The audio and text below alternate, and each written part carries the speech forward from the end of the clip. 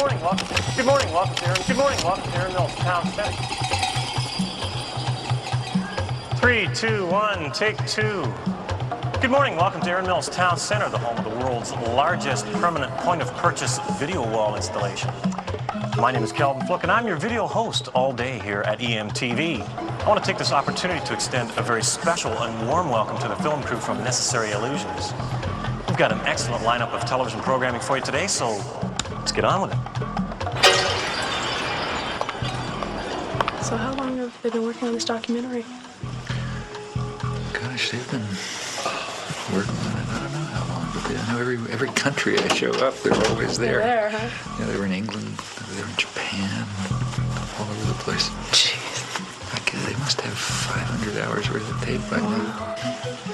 But they put together a real doozy when they're done, huh? I can't imagine who's going to want to hear somebody talk for an hour, but I guess they know what they're doing. So where are y'all from? Florida. Yeah.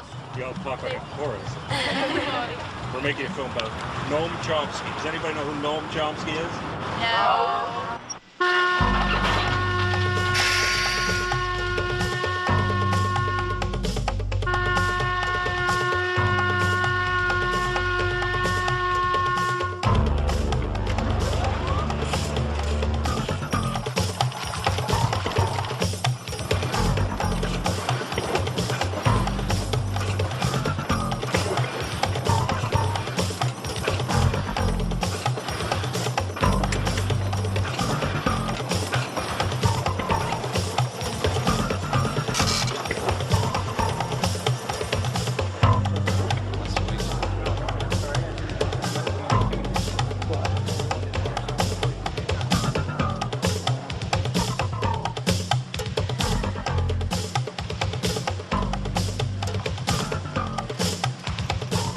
Good afternoon and welcome to Wyoming Talks. My guest today is well-known intellectual Noam Chomsky.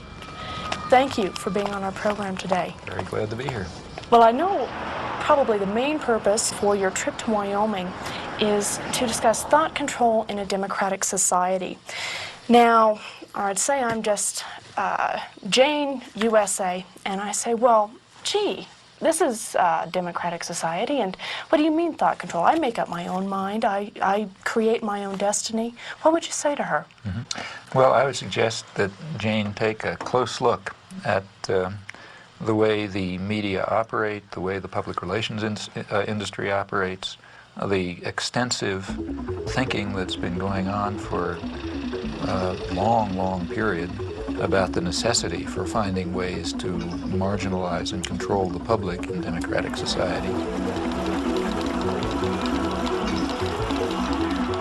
But particularly to look at the evidence that's been accumulated about the way the major media, the sort of agenda-setting media, I mean the national press and the television and so on, the way that they shape and control the kinds of opinions that appear, the kinds of information that comes through, the sources to which they go, and so on. And I think that Jane will find some very surprising things about the democratic system.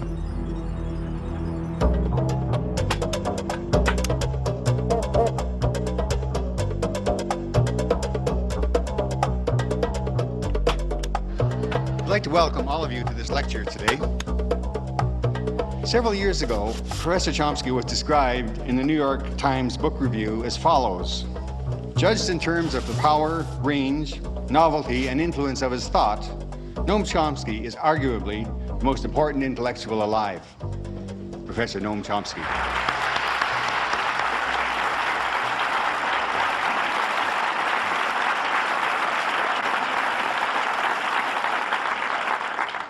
I gather there are some people out behind that blackness there, but if I don't look you in the eye, it's because I don't see you. All I see is the blackness.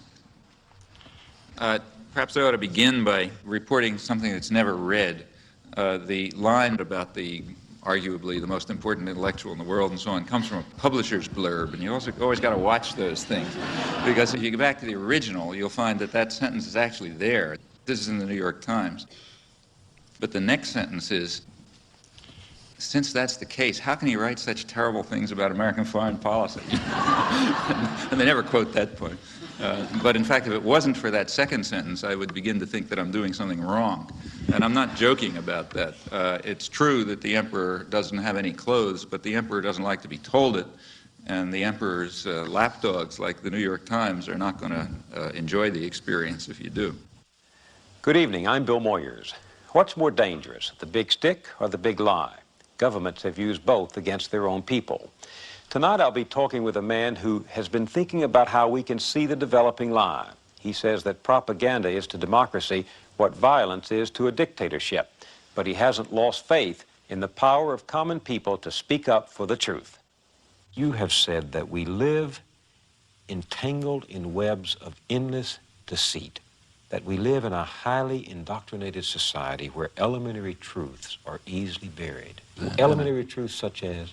Such as the fact that we invaded South Vietnam, or the fact that we're standing in the way of significant, and have for years, of significant moves towards arms negotiation, or the fact that the military system is to a substantial extent, not totally, but to a substantial extent, a mechanism by which the general population is compelled to provide a subsidy to high technology industry. Since they're not going to do it if you ask them to, you have to deceive them into doing it. I think there are many truths like that, and we don't face them. Do you believe in common sense? I mean, you're Absolutely. You do? I believe in Cartesian common sense. I think people have the capacities to see through the deceit in which they're ensnared, but they got to make the effort. Seems a little incongruous to hear a man from the ivory tower of Massachusetts Institute of Technology, a scholar, a distinguished linguistics scholar, talk about common people with such appreciation. I think that scholarship, at least the field that I work in, has the opposite consequences. My own studies in language and human cognition demonstrate, to me at least, what remarkable creativity ordinary people have.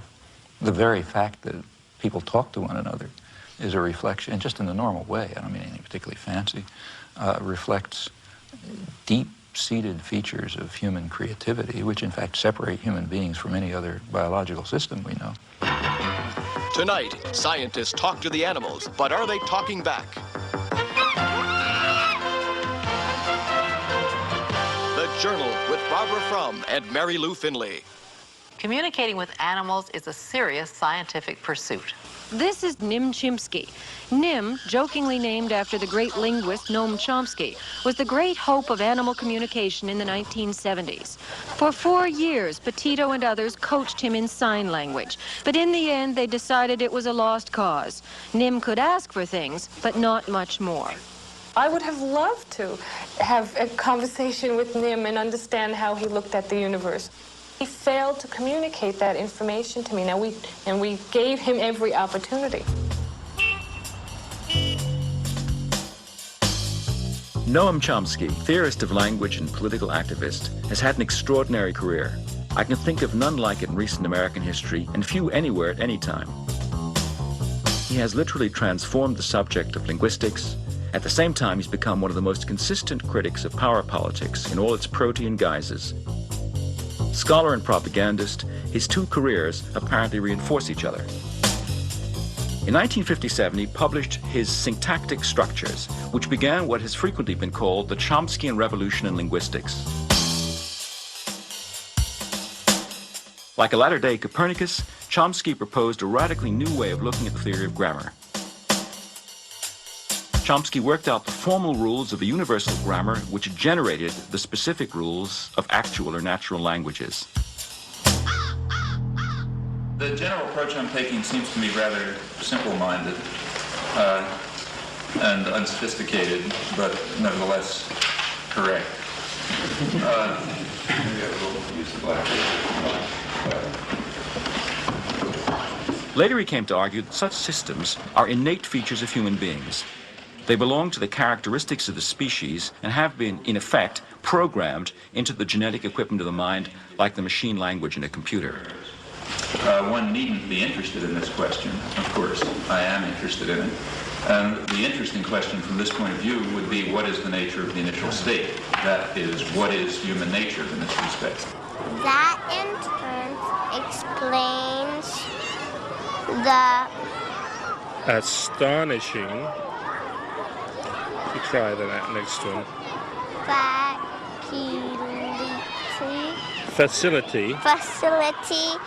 That in turn explains the astonishing facility that children have in learning the rules of natural language, no matter how complicated, incredibly quickly, from what are imperfect and often degenerate samples. Complicated. It's a complicated word. You know what complicated means? It means it's complicated.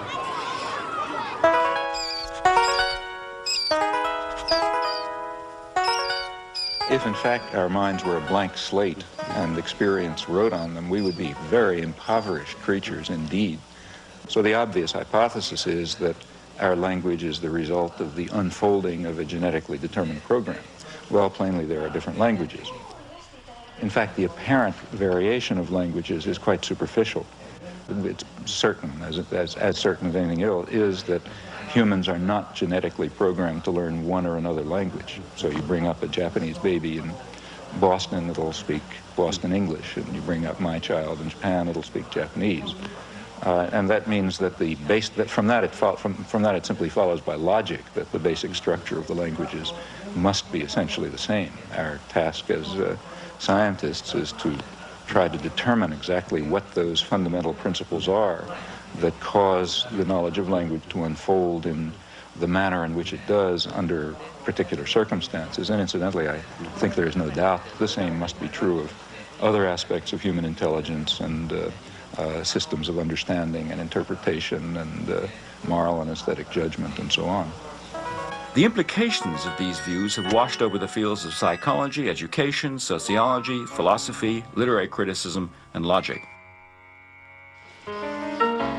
In the 50s and 60s, the bridge between your theoretical work and your political work seems to have been the attack on behaviorism. But now, behaviorism is no longer an issue, or so it seems. So how does this leave the link between your linguistics and your politics? Well, I've always regarded the link, I've never really perceived much of a link, to tell you the truth.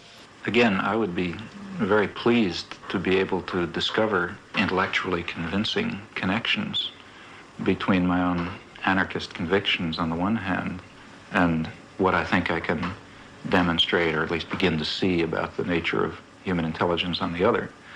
But I simply can't find intellectually satisfying connections between those two domains. I can discover some tenuous points of contact. Il n'y a de créativité possible qu'à partir d'un système de règles. Le problème, alors, là, que je me pose, et où je ne suis pas peut-être tout à fait d'accord avec M. Chomsky, c'est lorsqu'il place ces régularités à l'intérieur, en quelque sorte, de l'esprit ou de la nature humaine. Je me demande si le système de régularité, de contraintes, qui rendent possible une science, on ne peut pas les trouver ailleurs, en dehors même de l'esprit humain, dans des formes sociales, dans des rapports de production, dans des luttes de classe, etc.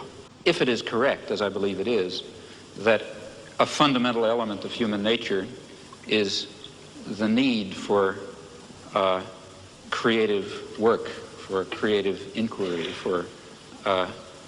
for free creation without the arbitrary limiting effects of coercive institutions, then of course it will follow that a decent society should maximize the possibilities for this fundamental human characteristic to be realized.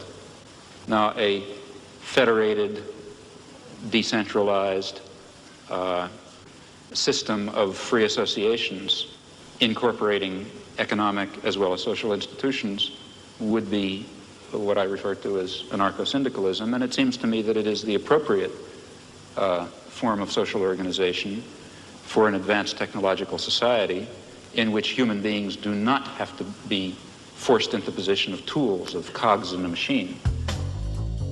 Since the 1960s, Noam Chomsky has been the voice of a very characteristic brand of rationalist libertarian socialism.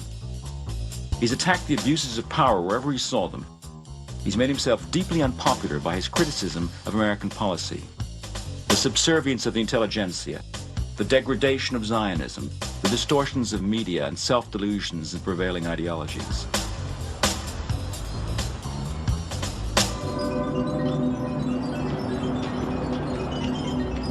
under the liberal administrations of the 1960s, the club of academic intellectuals designed and implemented the Vietnam War and other similar, though smaller, actions. This particular community is a very relevant one to consider at a place like MIT because, of course, you're all free to enter this community. In fact, you're invited and encouraged to enter. The community of technical intelligentsia and weapons designers and counterinsurgency experts and pragmatic planners of an American empire is one that you have a great deal of inducement to become associated with. The inducements, in fact, are very real. The rewards in power and affluence and prestige and authority are quite real. Jamie. This came with the mail. Be with you in a second.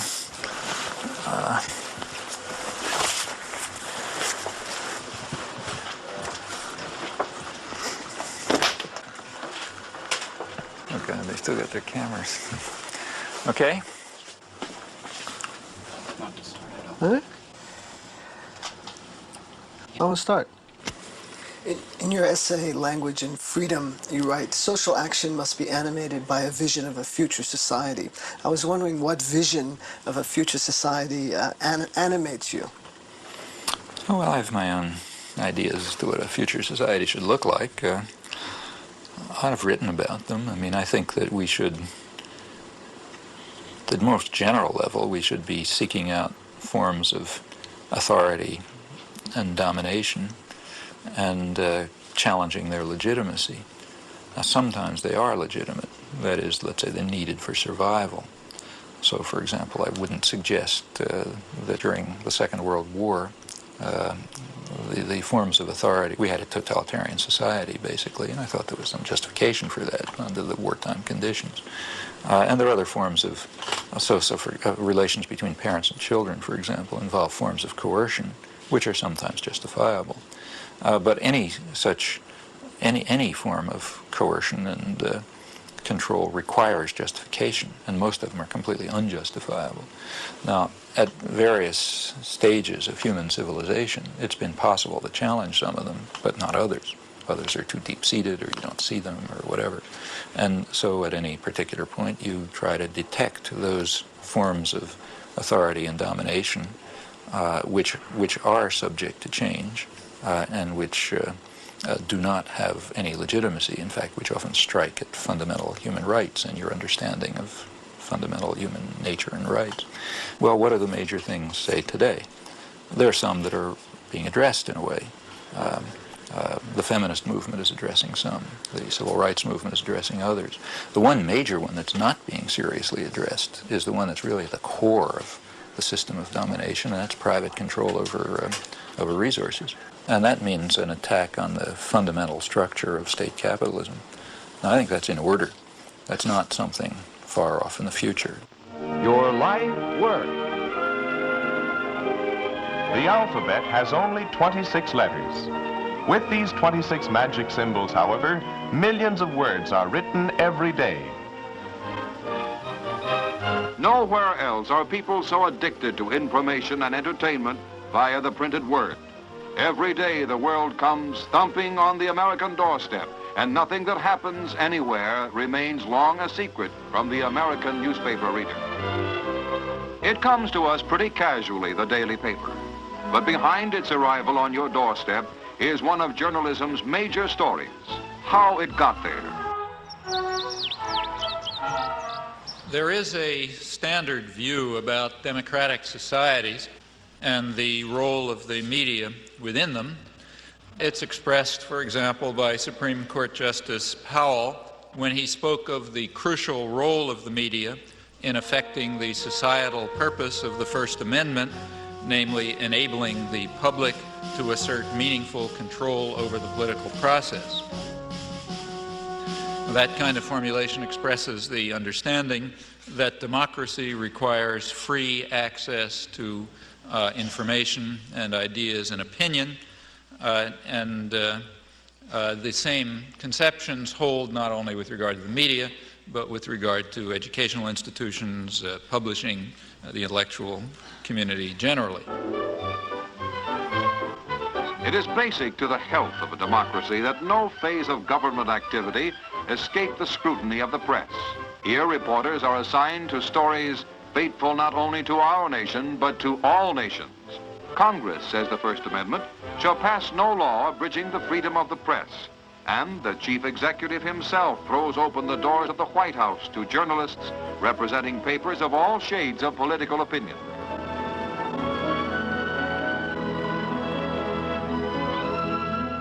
But it is worth bearing in mind that there is a contrary view. And in fact, the contrary view is very widely held and deeply rooted in our own civilization. It goes back to the origins of modern democracy, to the 17th century English Revolution, which was a complicated affair like most popular revolutions.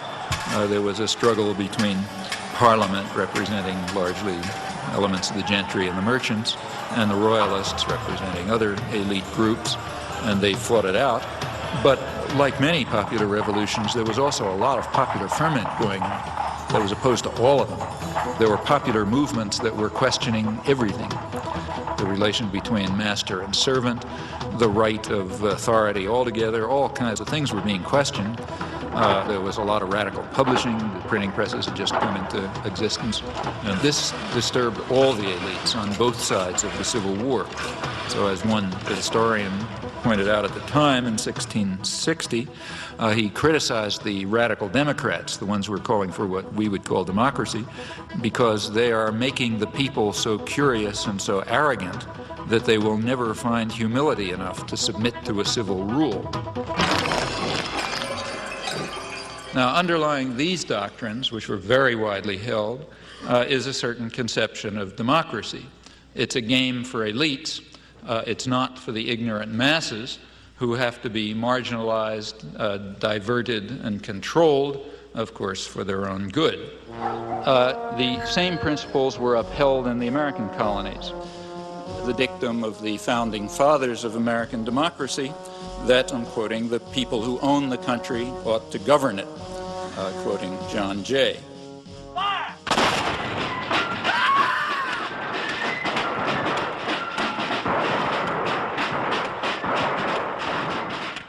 Now, in modern times, for elites, this contrary view about the intellectual life and the media and so on, this contrary view, in fact, is the standard one, I think, apart from rhetorical flourishes. From Washington, D.C., he's intellectual, author, and linguist, Professor Noam Chomsky. Manufacturing consent. What is that title meant to describe? Well, the title is actually borrowed from a book by Walter Lippmann, written back around 1921, in which he described what he called the manufacture of consent as a revolution in the practice of democracy. What it amounts to is a technique of control. And he said this was useful and necessary because the common interests, the general concerns of all people, elude the public. The public just isn't up to dealing with them, and they have to be the domain of what he called a specialized class. Notice that that's the opposite of the standard view about democracy. There's a version of this expressed by the highly respected moralist and theologian Reinhold Niebuhr, who was very influential on contemporary policymakers. His view was that rationality belongs to the cool observer, but because of the stupidity of the average man, he follows not reason but faith.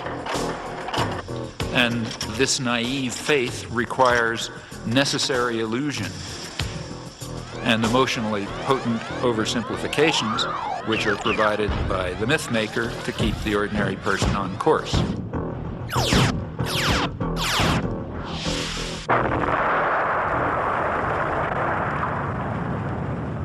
It's not the case, as the naive might think, that indoctrination is inconsistent with democracy. Rather, as this whole line of thinkers observes, it's the essence of democracy. The point is that in a military state or a feudal state or what we would nowadays call a totalitarian state, it doesn't much matter what people think, because you've got a bludgeon over their head and you can control what they do. But when the state loses the bludgeon, when you can't control people by force, and when the voice of the people can be heard, you have this problem. It may make people so curious and so arrogant that they don't have the humility to submit to a civil rule, and therefore you have to control what people think. And the standard way to do this is the resort to what in more honest days used to be called propaganda, manufacture of consent, creation of necessary illusions, various ways of either marginalizing the general public or reducing them to apathy in some fashion.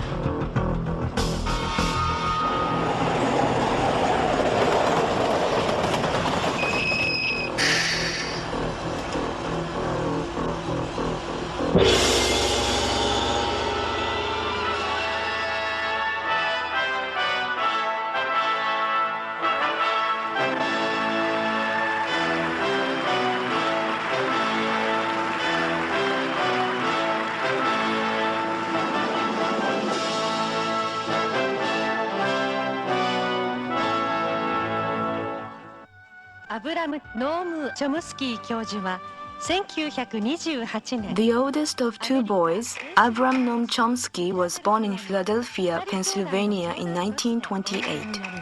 As a Jewish child, the anti-Semitism of the time affected him.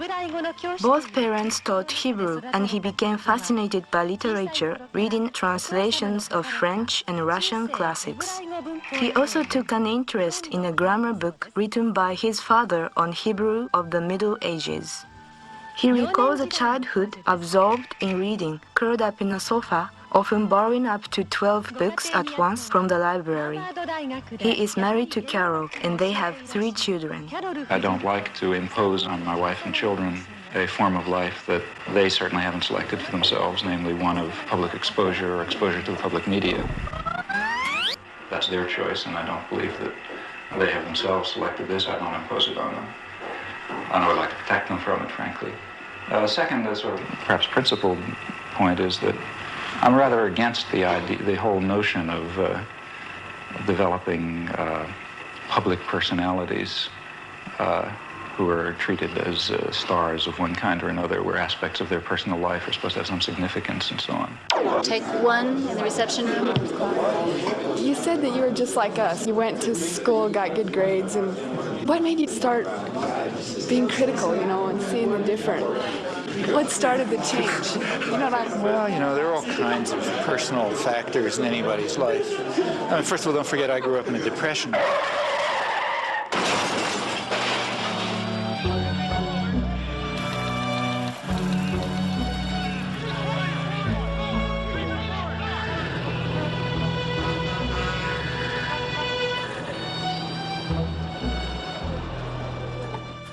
My parents actually happened to have jobs, which was kind of unusual. They were Hebrew school teachers, so sort of lower middle class. For them, everything revolved around being Jewish, Hebrew and Palestine in those days and so on. And I grew up in that milieu. So, I learned Hebrew and went to Hebrew school, became a Hebrew school teacher, went to Hebrew college, led youth groups, summer camps, Hebrew camps, the whole business. The branch of the Zionist movement that I was part of was all involved in socialist binationalism and Arab-Jewish cooperation and all sorts of nice stuff.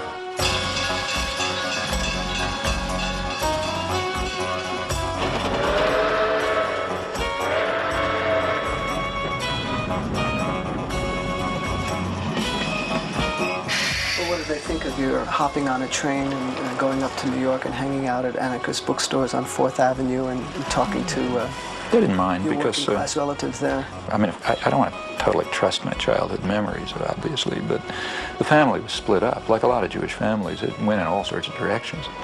There were sectors that were super orthodox. There were other sectors that were very radical and very assimilated and working class intellectuals. And that's the sector that I naturally gravitated towards. It was a very lively intellectual culture. For one thing, it was a working class culture, had working class values. values of solidarity, socialist values, and so on.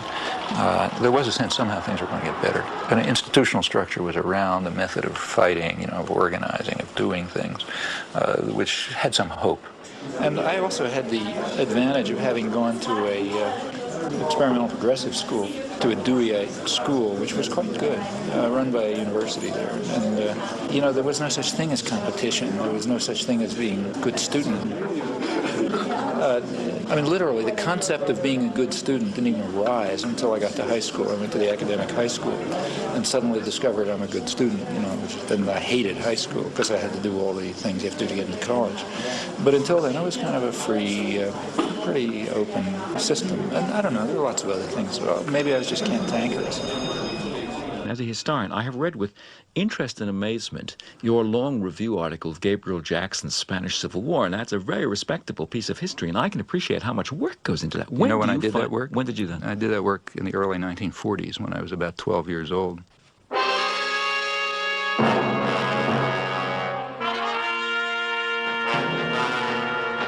The first article I wrote was right after the fall of Barcelona in the school newspaper, and it was a lament about the rise of fascism in 1939.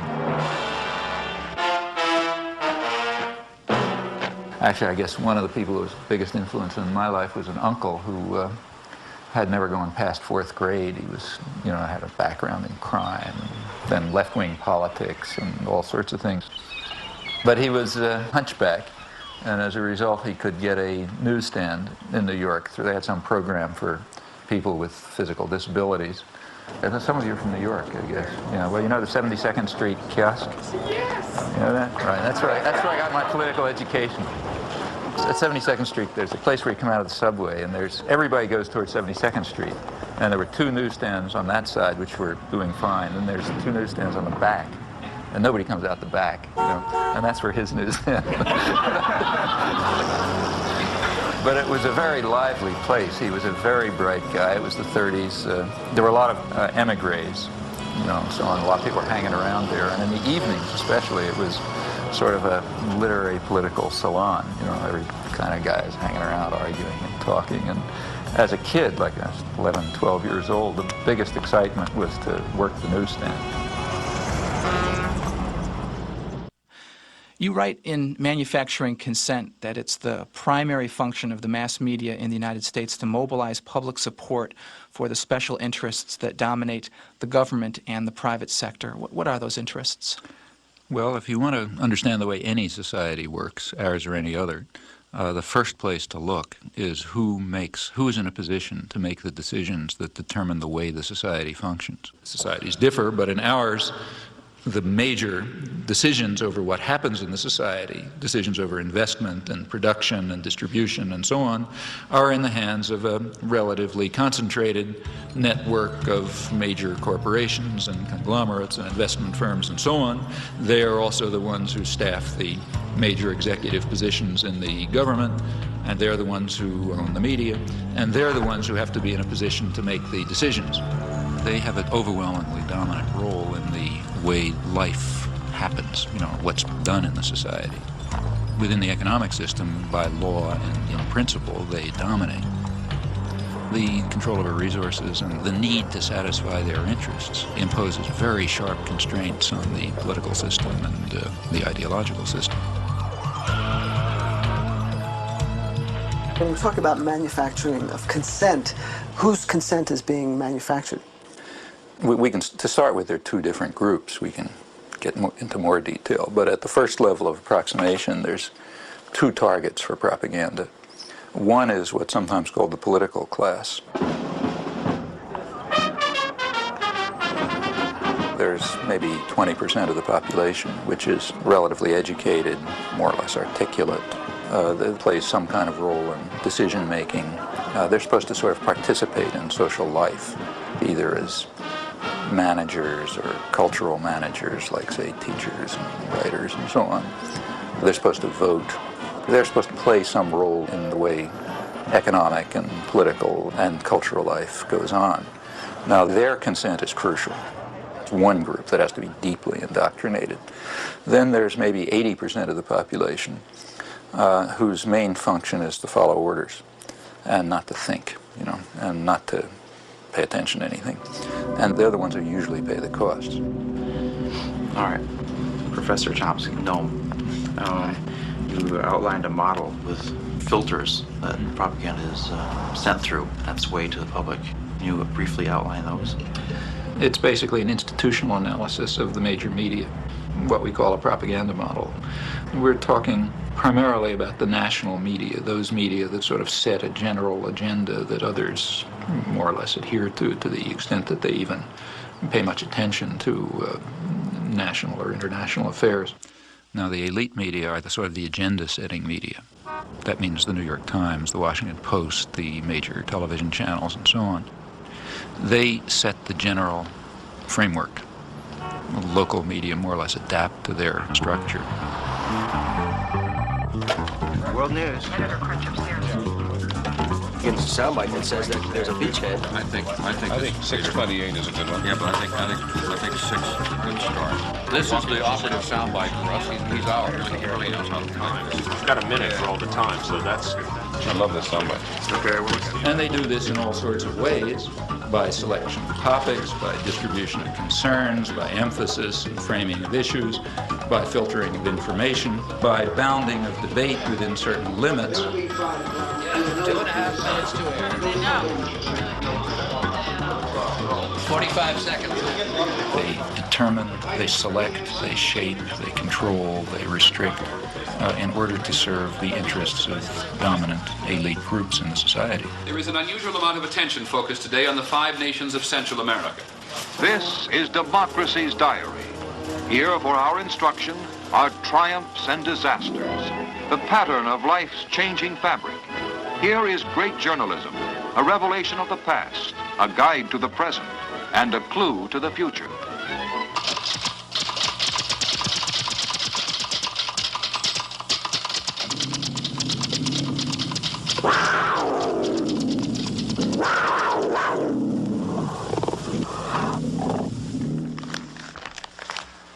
The New York Times is certainly the most important newspaper in the United States, and one could argue the most important newspaper in the world.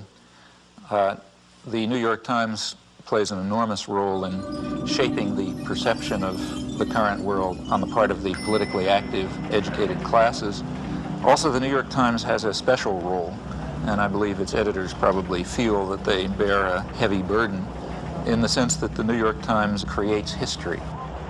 What happened years ago may have a bearing on what happens tomorrow. Millions of clippings are preserved in the Times library, all indexed for instant use, a priceless archive of events and the men who make them. That is, history is what appears in the New York Times archives. The place where people will go to find out what happened is the New York Times. Therefore, it's extremely important, if history is going to be shaped in an appropriate way, that certain things appear, certain things not appear, certain questions be asked, other questions be ignored, and that issues be framed in a particular fashion. Now, in whose interests is the history being so shaped? Well, I think that's not very difficult to answer. The process by which people make up their minds on this is a much more mysterious process than you would ever guess from reading Manufacturing Consent. There is a saying about legislation that legislation is like making sausage, that the less you know about how it's done, the better for your appetite. The same is true of this business. If you're in a conference in which decisions are being made on what to put on page 1 or whatnot, you would get, I think, the impression that important decisions were being made in a flippant and frivolous way. But in fact, given the pressures of time to trying to get things out, you resort to a kind of a shorthand. And you have to fill that paper up every day. It's curious in a kind of a mirror image way that Professor Chomsky is in total accord with Reed Irvine, who at the right-wing end of the spectrum says exactly what Chomsky does about the insinuating influence of the press, of the big media, as, quote, agenda setters, to use one of the great buzzwords of the time. And of course, Reed Irvine sees this as a left-wing conspiracy of foisting liberal ideas in both domestic and foreign affairs on the American people. But in both cases, I think that the premise really is an insult to the intelligence of the people who consume news. Now, to eliminate confusion, all of this has nothing to do with liberal or conservative bias. According to the propaganda model, both liberal and conservative wings of the media, whatever those terms are supposed to mean, fall within the same framework of assumptions. In fact, if the system functions well, it ought to have a liberal bias, or at least appear to, because if it appears to have a liberal bias, that will serve to bound thought even more effectively. In other words, if the press is indeed adversarial and liberal and all these bad things, then how can I go beyond it? They're already so extreme in their opposition to power that to go beyond it would be to take off from the planet. So therefore, it must be that the presuppositions that are accepted in the liberal media are sacrosanct, can't go beyond them. And a well-functioning system would in fact have a bias of that kind. The media would then serve to say, in effect, thus far and no further. We ask, what would you expect of those media on just relatively uncontroversial, guided free market assumptions? And when you look at them, you find a number of major factors entering into determining what their products are. These are what we call the filters. So one of them, for example, is ownership. Who owns them? The major agenda-setting media, after all, what are they? As institutions in the society, what are they? Well, in the first place, they are major corporations, in fact, huge corporations. Furthermore, they're integrated with and sometimes owned by even larger corporations, conglomerates, so for example, by Westinghouse and GE and so on.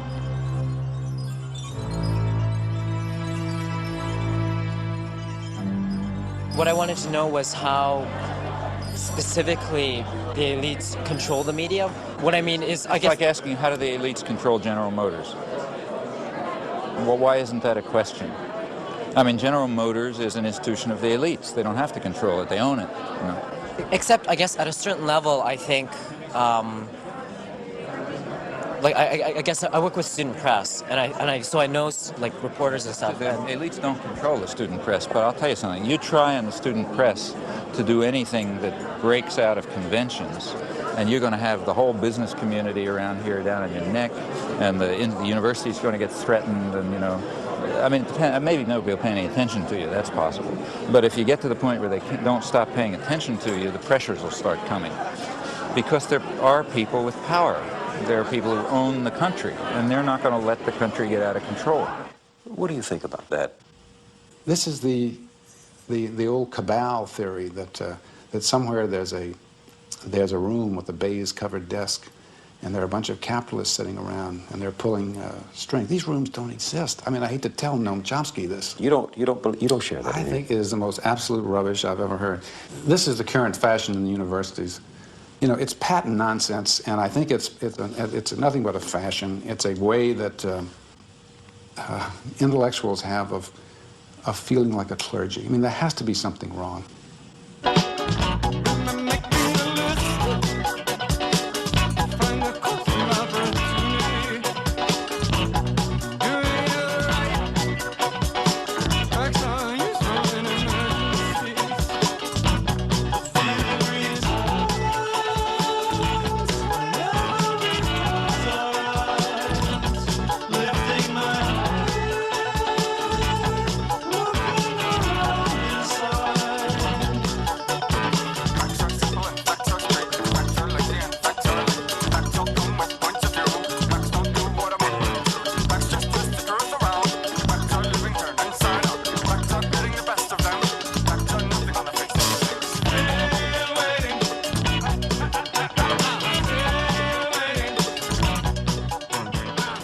So what we have in the first place is major corporations which are parts of even bigger conglomerates. Now, like any other corporation, they have a product which they sell to a market. The market is advertisers, that is other businesses. What keeps the media functioning is not the audience. They make money from their advertisers. And remember, we're talking about the elite media, so they're trying to sell a good product, a product which raises advertising rates, and ask your friends in the advertising industry, that means that they want to adjust their audience to the more elite and affluent audience. That raises advertising rates. So what you have is institutions, corporations, big corporations, that are selling relatively privileged audiences to other businesses. Well, what point of view would you expect to come out of this? I mean, without any further assumptions, what you'd predict is that what comes out is a picture of the world, a perception of the world, that satisfies the needs and the interests and the perceptions of the sellers, the buyers, and the product. Now, there are many other factors that press in the same direction. If people try to enter the system who don't have that point of view, they're likely to be excluded somewhere along the way. After all, no institution is going to happily design a mechanism to self-destruct. It's not the way institutions function. So they all work to exclude or marginalize or eliminate dissenting voices or alternative perspectives and so on because they're dysfunctional. They're dysfunctional to the institution itself. Do you think you've escaped the ideological indoctrination of the media and of society that you grew up in? Have I? Mm-hmm. Often not. I mean, when I look back and think of the things that I haven't done that I should have done, it's very, it's not a pleasant experience. So what's the story of young Noam in the schoolyard?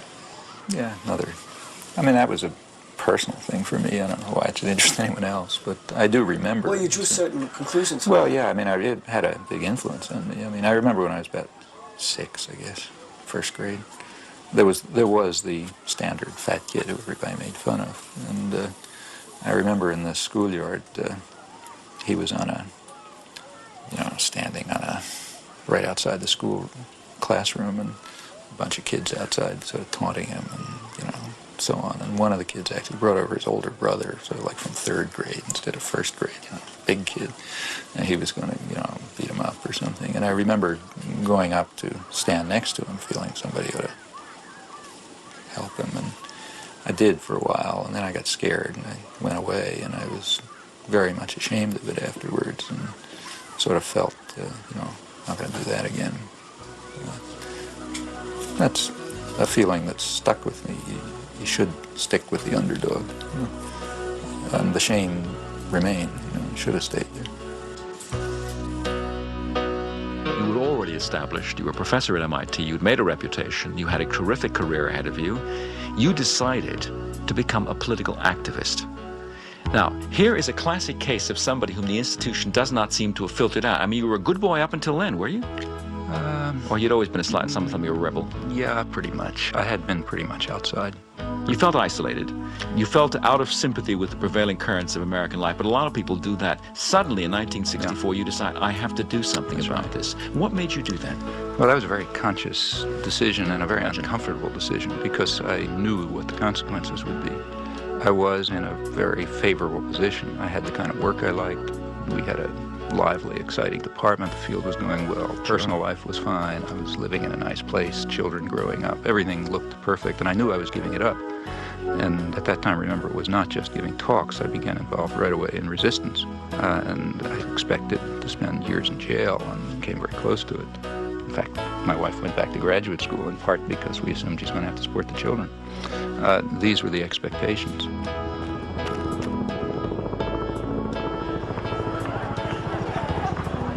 And I recognized that if I returned to these interests, which were the dominant interests of my own youth, life would become very uncomfortable. Because I know that in the United States, you don't get sent to a psychiatric prison, and they don't send a death squad after you, and so on. But there are definite penalties for breaking the rules. So these were real decisions. And it simply seemed at that point that it was just hopelessly immoral not to. I'm Noam Chomsky. I'm on the faculty at MIT, and I've been getting more and more heavily involved in anti-war activities for the last few years.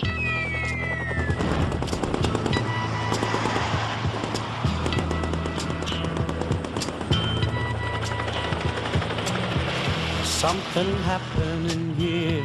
Beginning with writing articles and making speeches and speaking to congressmen and that sort of thing, and gradually getting involved more and more directly in resistance activities of various sorts.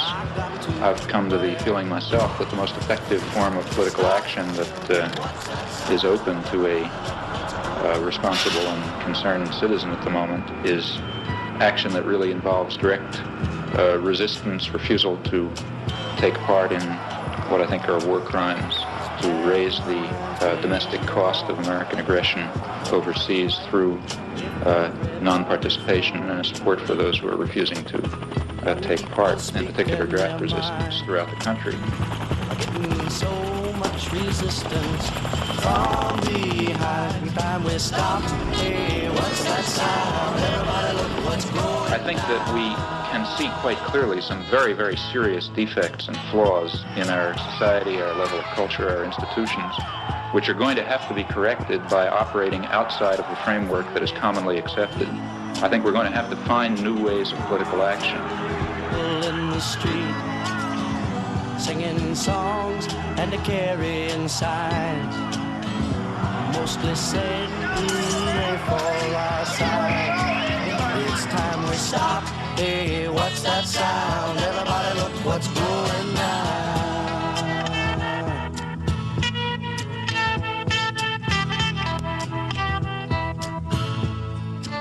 I rejoice in your disposition to argue the Vietnam question, especially when I recognize what an act of self-control this must involve. It does. Sure. It really does. I mean, I think that this is the kind of issue where sometimes I lose my temper. Maybe not tonight. Maybe not tonight.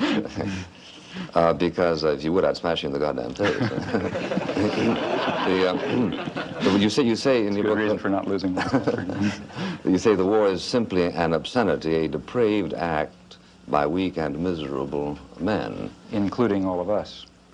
Including myself. Well, including every... That's the next sentence. Same sentence. Sure, because you count everybody in the company of the guilty. I think that's true in this case. Yeah, but see, one of the points I was trying... This is a sense of theological observation, isn't it? No, I don't think so. Because as somebody points out, if everybody's guilty of everything, then nobody's guilty of anything. No, I don't. Well, no, I don't believe that. See, I think the point that I'm trying to make, and I think ought to be made, is that the real, at least to me, I say this elsewhere in the book, what seems to me a very, in a sense, terrifying aspect of our society and other societies is the equanimity and the detachment with which sane, reasonable, sensible people can observe such events. I think that's more terrifying than the occasional Hitler or LeMay or other that crops up. These people would not be able to operate were it not for this apathy and equanimity. And therefore I think that it's, in some sense, the sane and reasonable and tolerant people who share a very serious burden of guilt that they very easily throw on the shoulders of others who seem more extreme and more violent. 12 million pounds of confetti dropped into New York City's so-called Canyon of Heroes. Americans were officially welcoming the troops home from the Persian Gulf War. So it worked out really great for us. I mean, it just goes to show that we're a mighty nation and we'll be there for no matter what comes along. I mean, it's the strongest country in the world, and you got to be glad to live here. So tell me what you feel about media coverage of the war. I guess it was good. It got to be a bit much after a while, but I guess it was good to know everything, you know. I guess in Vietnam you didn't really know a lot was going on, but here you pretty much up to the moment on everything, so I guess it was good to be informed. For the first time, because of technology, we have the ability to be live from many locations around the globe.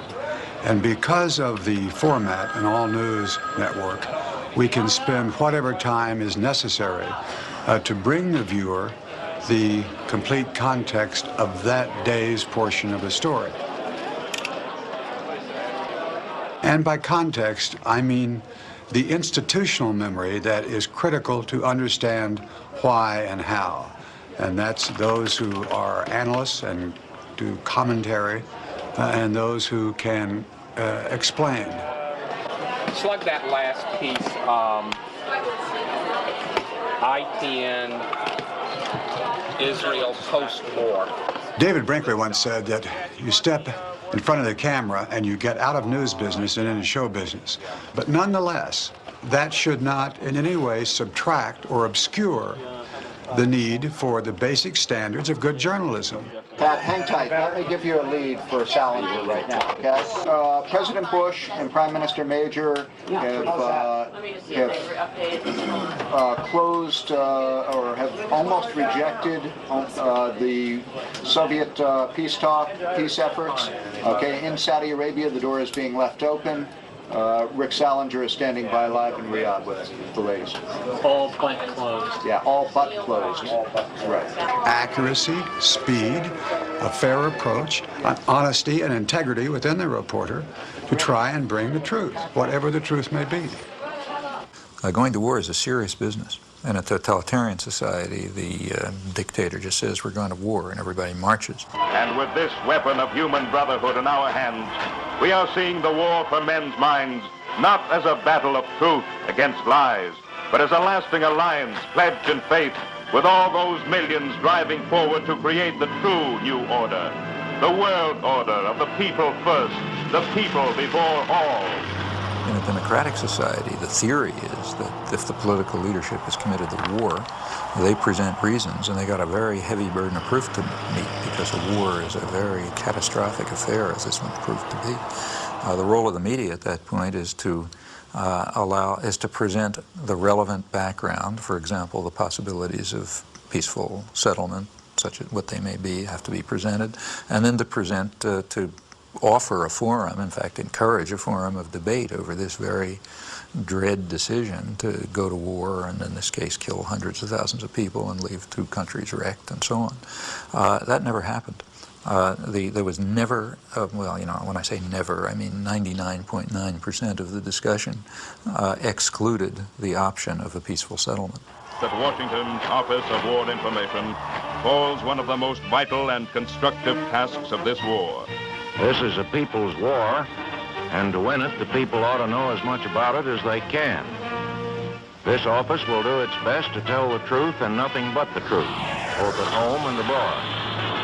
First weapon in this worldwide strategy of truth is the great machine of information represented by the free press, with its powers of molding public thought and leading public action, with all its lifelines for the exchange of new ideas between fighting nations spread across the earth. Every time George Bush would appear and say there will be no negotiations, there would be 100 editorials the next day lauding him for going the last mile for diplomacy. If he said you can't reward an aggressor, instead of cracking up in ridicule the way people did in civilized sectors of the world, like the whole third world, the media said, oh man, a fantastic principle, you know. The invader of Panama, the only head of state, stands condemned for aggression in the world. The guy who was head of the CIA during the Timor aggression, you know, he says aggressors can't be rewarded. The media just applauded. The motion picture industry, with its worldwide organization of newsreel camera crews, invaluable for bringing into vivid focus the background drama and perspectives of the war. Mobilized, too, in this all-out struggle for men's minds are the radio networks, with all their experience in the swift reporting of great occasion and event. From every strategic center and frontline stronghold, their reporters are sending back the lessons of new tactics, new ways of war. The result was it's a media war. I mean, there's tremendous fakery all along the line. The UN is finally living up to its mission, you know, wondrous sea change, the New York Times told us. The only wondrous sea change was that for once the United States didn't veto a Security Council resolution against aggression. People don't want a war unless you have to have one, and they would have known that you don't have to have one. Well, the media kept people from knowing that, and that means we went to war very much in the manner of a totalitarian state, thanks to the media subservience. That's the big story.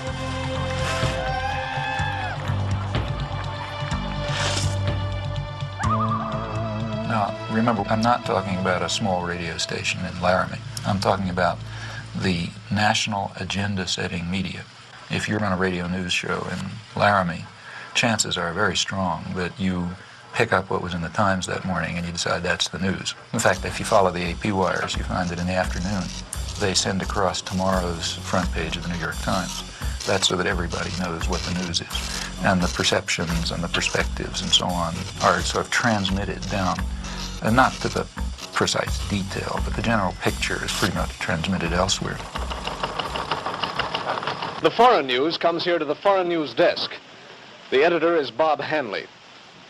Bob, I suppose you get far more foreign news than you can possibly use in the paper. Yes, we do. We get a great deal more than we can accommodate in a day.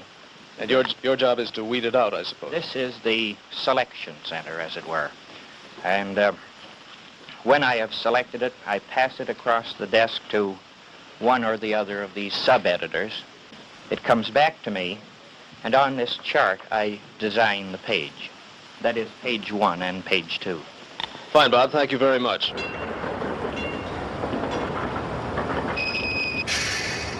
Why do you want to make a film about media?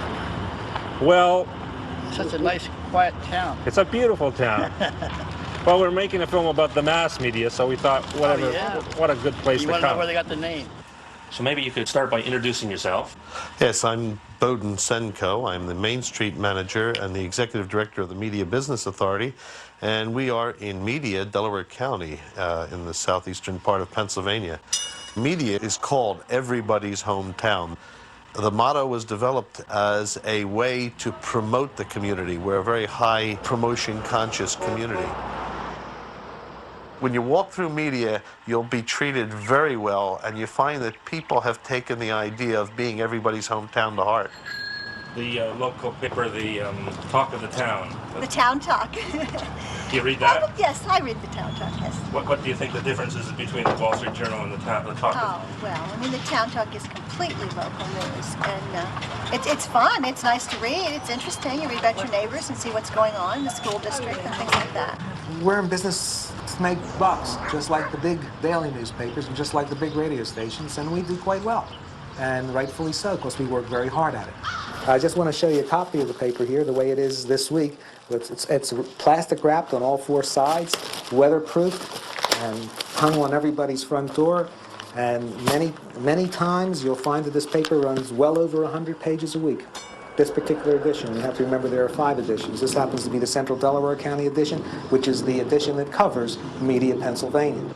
What you see here now is the advertising and composition department. Say hello, guys, will you? Hi. Hi there. And what we're doing now is we're putting red dots, green dots, and yellow dots up on the map, wherever there is a store. Now, the red dots are the stores that don't advertise with us at all. The green dots are the ones that advertise with us every week, and the yellow dots are the ones that would run sporadically. Do you have any special? Now, we have computer printouts of every one of these stores, and what we do is we take the printouts of all the red dots, which are the bad guys, and what our idea is to turn these red dots into yellow dots, and turn the yellow dots into green dots, and eventually make them all green dots, so 100% of the stores and 100% of the merchants and the service people advertise in our newspaper every week. That way we won't have any more red dots. I guess there'll always be a few red dots, but I have high hopes that there'll be a lot more green ones or red ones when we're finished. Hi, I'm Jim Morgan. I'm with the Corporate Relations Department of the New York Times, and I'm here to take you on a tour of the New York Times, so let's begin. So, they're just taking audio in here. Yeah, they're taking audio in here. Audio. No cameras, no still. We went over this quite thoroughly. They don't even take a still camera in here.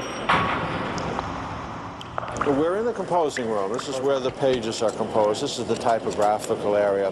What's the ratio of news to advertising? 60% ads. This might seem big, but it is average, in fact, below average. Our 60% might include, on some days, maybe 20 pages of classified advertising all to itself, where the rest of the newspapers weighted much heavier news to advertising. But the paper in its entirety, every day, large or small, is 60 ads, 40 news. Well, that completes our tour of the New York Times, and I hope you found it informative, and I hope that you read the New York Times every day of your life from now on. Now, there are other media, too, whose basic social role is quite different. It's diversion. There's the real mass media, the kinds that are aimed at, the guys who, Joe Sixpack, that kind. The purpose of those media is just to dull people's brains. This is an oversimplification, but for the 80% or whatever they are, the main thing for them is to divert them, to get them to watch National Football League and to worry about, mother with child with 6 heads or whatever you pick up in the, in the thing that you pick up on the supermarket stands and so on. Or, look at astrology or get involved in, fundamentalist stuff or something, or just get them away, get them away from things that matter. And for that, it's important to reduce their capacity to think. The sports section is handled in another special department. The sports reporter must be a specialist in his knowledge of sports. He gets his story right at the sporting event and often sends it into his paper play-by-play. Take, say, sports. That's another crucial example of the indoctrination system, in my view. For one thing, because it offers people something to pay attention to that's of no importance, that keeps them from worrying about, keeps them from worrying about things that matter to their lives that they might have some idea about doing something about. And in fact, it's striking to see the intelligence that's used by ordinary people in sports. I mean, you listen to radio stations where people call in. They have the most exotic information and understanding about, all kind of arcane issues. And the press undoubtedly does a lot with this. I remember in high school already, I was pretty old, I suddenly asked myself at one point, why do I care if my high school team wins the football game? I mean, I don't know anybody on the team, they have nothing to do with me. I mean, why am I cheering for my team? It doesn't make any sense, But the point is, it does make sense. It's a way of building up irrational attitudes of submission to authority and, group cohesion behind, leadership elements. In fact, it's training in irrational jingoism. That's also a feature of competitive sports. I think if you look closely at these things, I think typically they do have functions. And that's why energy is devoted to supporting them and creating a basis for them, and advertisers are willing to pay for them and so on. I'd like to ask you a question essentially about the methodology in studying the propaganda model and how would one go about doing that? Well, there are a number of ways to proceed.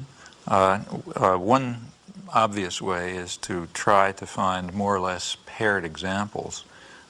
History doesn't offer true controlled experiments, but it often comes pretty close. So one can find atrocities or abuses of one sort that on the one hand are committed by official enemies and on the other hand are committed by friends and allies or by the favored state itself, by the United States in the U.S. case. And the question is whether the media accept the government framework or whether they use the same agenda, the same set of questions, the same criteria for dealing with the two cases as any honest outside observer would do. If you think America's involvement in the war in Southeast Asia is over, think again. The Khmer Rouge are the most genocidal people on the face of the earth. Peter Jennings reporting from the killing fields, Thursday. I mean, the great act of genocide in the modern period is Pol Pot, 1975 through 1978. That atrocity, I think it would be hard to find any example of a comparable outrage and outpouring of fury and so on and so forth. So that's one atrocity. Well, it just happens that in that case, history did set up a controlled experiment. Have you ever heard of a place called East Timor? Can't say that I have. Where? East Timor? Nope. No, huh? Well, it happens that right at that time there's another atrocity, very similar in character, but differing in one respect. We were responsible for it, not Pol Pot. Hello, I'm Louise Penny, and this is Radio Noon. If you've been listening to the program fairly regularly over the last few months, you'll know East Timor has come into the conversation more than once, particularly when we were talking about foreign aid and also the war and a new world order. People wondered why, if the UN was serious about a new world order, no one was doing anything to help East Timor. The area was invaded by Indonesia in 1975. There are reports of atrocities against the Timorese people.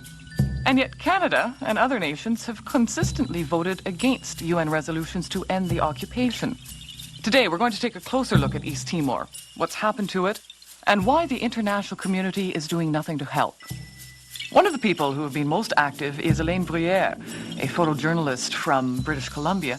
She's the founder of the East Timor Alert Network, and she joins me in studio now. Hello. Hi. One tragedy compounding a tragedy is that a lot of people don't know much about East Timor. Where is it? East Timor is just north of Australia, about 420 kilometers, and it's right between the Indian and Pacific Oceans. Just south of East Timor is a deep-water sea lane, perfect for U.S. submarines to pass through. There's also huge oil reserves there. One of the unique things about East Timor is that it's truly one of the last surviving ancient civilizations in that part of the world. The Timorese spoke 30 different languages and dialects amongst a group of 700,000 people. Today, less than 5% of the world's people live like the East Timorese, basically self-reliant. They live really outside of the global economic system. Small societies like the East Timorese are much more democratic and much more egalitarian, and there's much more sharing of power and wealth.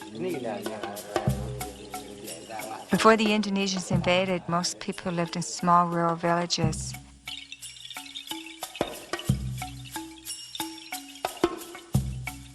The old people in the village were like the university. They passed on tribal wisdom from generation to generation. Children grew up in a safe, stimulating, nurturing environment.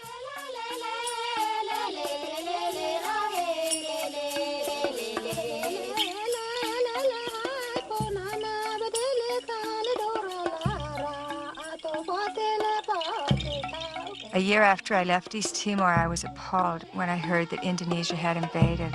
They didn't want a small, independent country setting an example for the region. East Timor was a Portuguese colony. Indonesia had no claim to it, and in fact stated that they had no claim to it. During the period of colonization, there was a good deal of politicization. The different groups developed. A civil war broke out in August '75.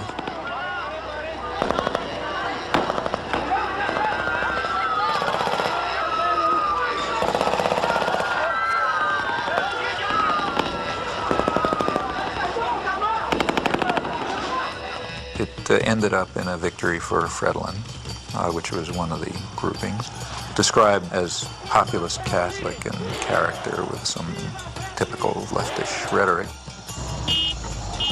Indonesia at once started intervening. What's the situation? When did those ships come in? They start arriving since Monday. 6, 7 boats together, very close to our border. They're not there just for fun, you know. They're preparing a massive operation. Something happened here last night that moved us very deeply. It was so far outside our experience as Australians that we'll find it very difficult to convey to you, but we'll try. Sitting on woven mats under a thatched roof in a hut with no walls, we were the target of a barrage of questioning from men who know they may die tomorrow and cannot understand why the rest of the world does not care. That's all they want, for the United Nations to care about what is happening here. The emotion here last night was so strong that we, all three of us, felt we should be able to reach out into the warm night air and touch it. Greg Shackleton at an unnamed village, which we'll remember forever in Portuguese Timor.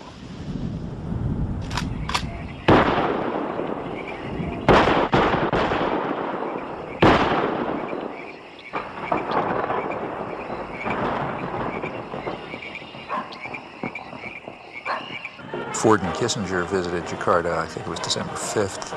We know that they had requested that Indonesia delay the invasion until after they left because it would be too embarrassing.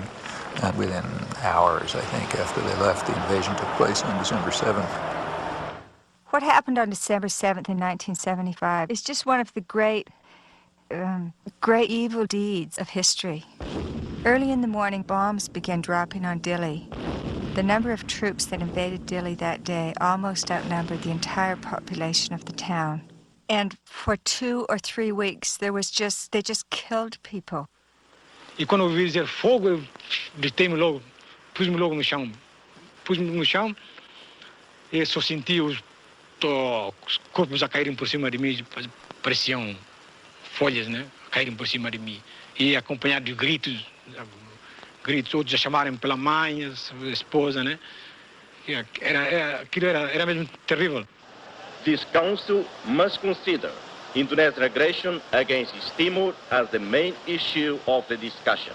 When the Indonesians invaded, the UN reacted as it always does, calling for sanctions and condemnation and so on.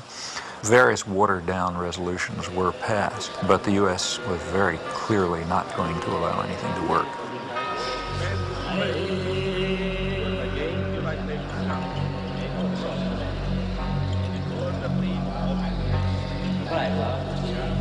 So the Timorese were fleeing into the jungles by the thousands. By late 1977-78, Indonesia set up receiving centers for those Timorese who came out of the jungle waving white flags. Those the Indonesians thought were more educated or who were suspected of belonging to Frelimo or other opposition parties were immediately killed. They took women aside and flew them off to Dili in helicopters for use by the Indonesian soldiers. They killed children and babies. But in those days, their main strategy and their main weapon was starvation. By 1978, it was approaching really genocidal levels. The church and other sources estimated about 200,000 people killed. The U.S. backed it all the way. The U.S. provided 90% of the arms. Right after the invasion, arms shipments were stepped up. When the Indonesians actually began to run out of arms in 1978, the Carter administration moved in and increased arms sales. And other Western countries did the same. Canada, England, Holland, and everybody who could make a buck was in there trying to make sure they could kill more Timorese. There is no Western concern for issues of aggression, atrocities, human rights abuses, and so on if there's a profit to be made from them. Nothing could show it more clearly than this case. It wasn't that nobody had ever heard of East Timor. Crucial to remember that there was plenty of coverage in the New York Times and elsewhere before the invasion. The reason was that there was concern at the time over the breakup of the Portuguese Empire and what that would mean. There was a fear that it would lead to independence or Russian influence or whatever. After the Indonesians invaded, the coverage dropped. There was some, but it was strictly from the point of view of the State Department and Indonesian generals, never a Timorese refugee. As the atrocities reached their maximum peak in 1978, when it really was becoming genocidal, coverage dropped to zero in the United States and Canada, the two countries I've looked at closely, literally dropped to zero. All this was going on at exactly the same time as the great protest of outrage over Cambodia. The level of atrocities was comparable. In relative terms, it was probably considerably higher in Timor. It turns out right in Cambodia in the preceding years, 1970 through 1975, there was also a comparable atrocity for which we were responsible.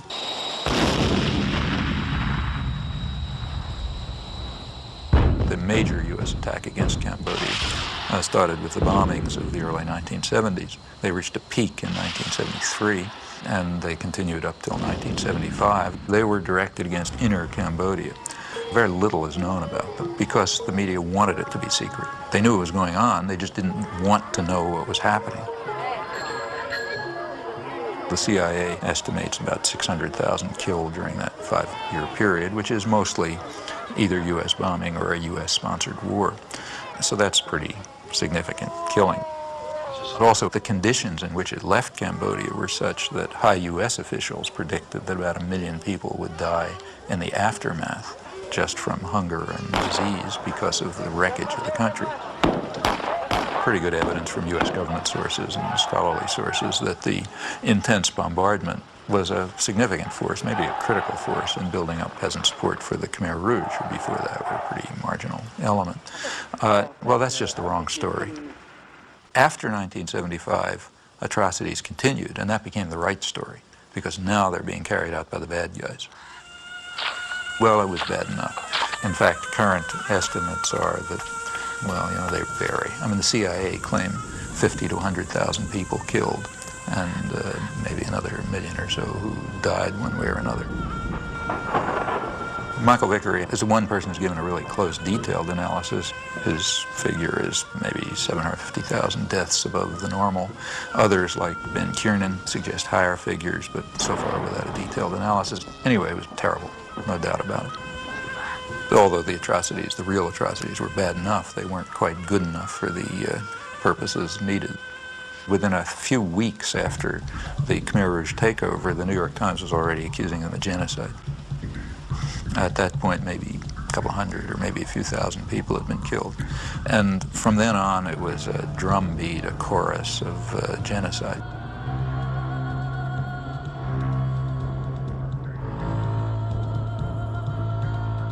The big bestseller on Cambodia, Pol Pot, is called Murder in a Gentle Land. Up until April 17, 1975, was a gentle land of peaceful, smiling people, and after that, some horrible Holocaust took place. Very quickly, a figure of 2 million killed was hit upon. In fact, what was claimed was that the Khmer Rouge boast of having murdered 2 million people. The facts are very dramatic. In the case of atrocities committed by the official enemy, extraordinary show of outrage. Exaggeration, no evidence required, faked photographs are fine, anything goes. Also, vast amount of lying. I mean, an amount of lying that would have made Stalin cringe. It was fraudulent, and we know that it was fraudulent by looking at the response to comparable atrocities for which the United States was responsible. Early 70s Cambodia, Timor, two very closely paired examples. Well, the media response was quite dramatic.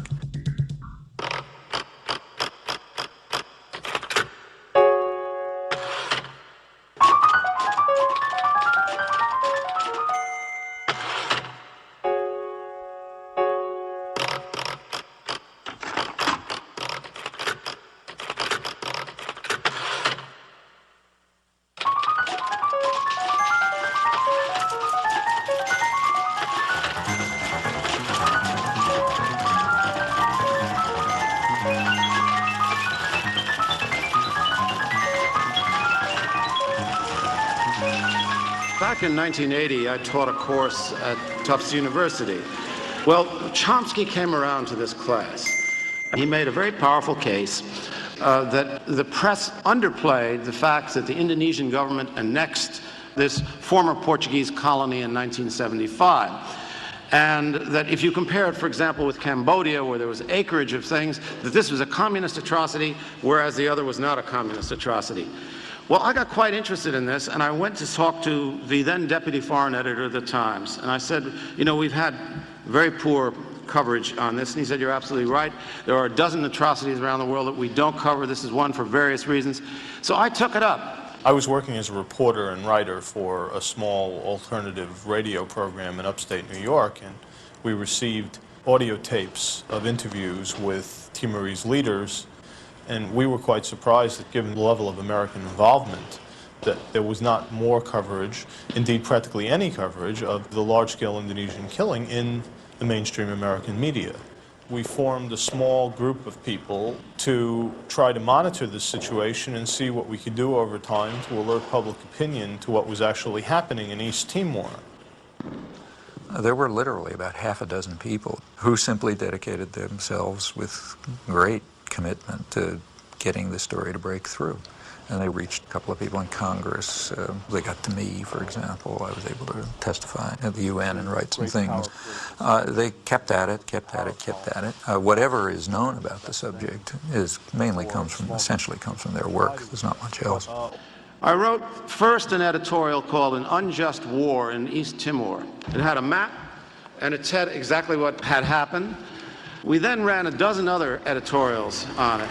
They were read, they were entered in the Congressional Record, and several congressmen then took up the cause, and then something was done in Congress as a result of this. The fact that the editorial page of the New York Times on Christmas Eve published that editorial put our work on a very different level.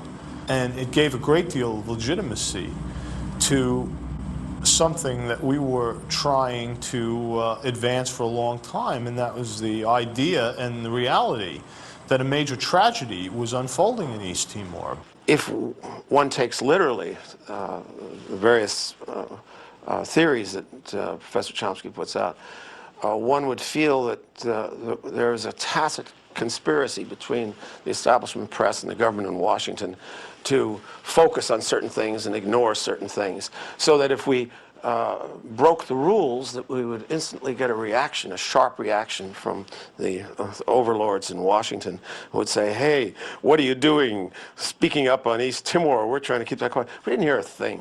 What we did hear, and this was quite interesting, is that there was a guy named Arnold Cohn, and he became a one-person lobby. I appreciate the nice things that Karl Meyer said about me in his interview, but I object to the notion that a one-man lobby was formed or anything like that. I think that if there weren't a large network composed of the American Catholic Bishops' Conference, composed of other church groups, composed of human rights groups, composed of simply concerned citizens and others, and a network of concern within the news media, I think that it would have been impossible to do anything at all at any time, and it certainly would have been impossible to sustain things for as long as they've been sustained. Professor Chomsky and a lot of people who engage in this kind of press analysis have one thing in common. Most of them have never worked for a newspaper. Many of them know very little about how newspapers work. When Chomsky came around, he had with him a file of all the coverage in the New York Times, the Washington Post, and other papers of East Timor. And he would go to the meticulous degree that if, for example, the London Times had a piece on East Timor, and then it appeared in the New York Times, that if a paragraph was cut out, he'd compare and he'd say, look, this key paragraph right near the end, which is really what tells the whole story, was left out of the New York Times version of the London Times thing.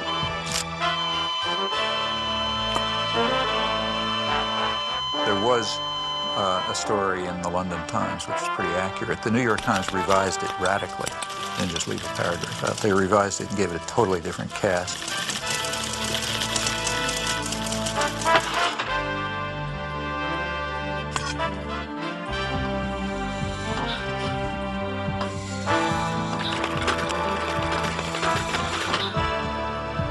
It was then picked up by Newsweek, giving it the New York Times cast.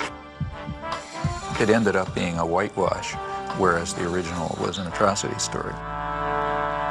So I said to Chomsky at the time, I said, well, it may be that you're misinterpreting ignorance, haste, deadline pressure, etc., for some kind of determined effort to suppress an element of the story. He said, well, if it happened once or twice or three times, I might agree with you, but if it happens a dozen times, Mr. Meyer, I think there's something else at work.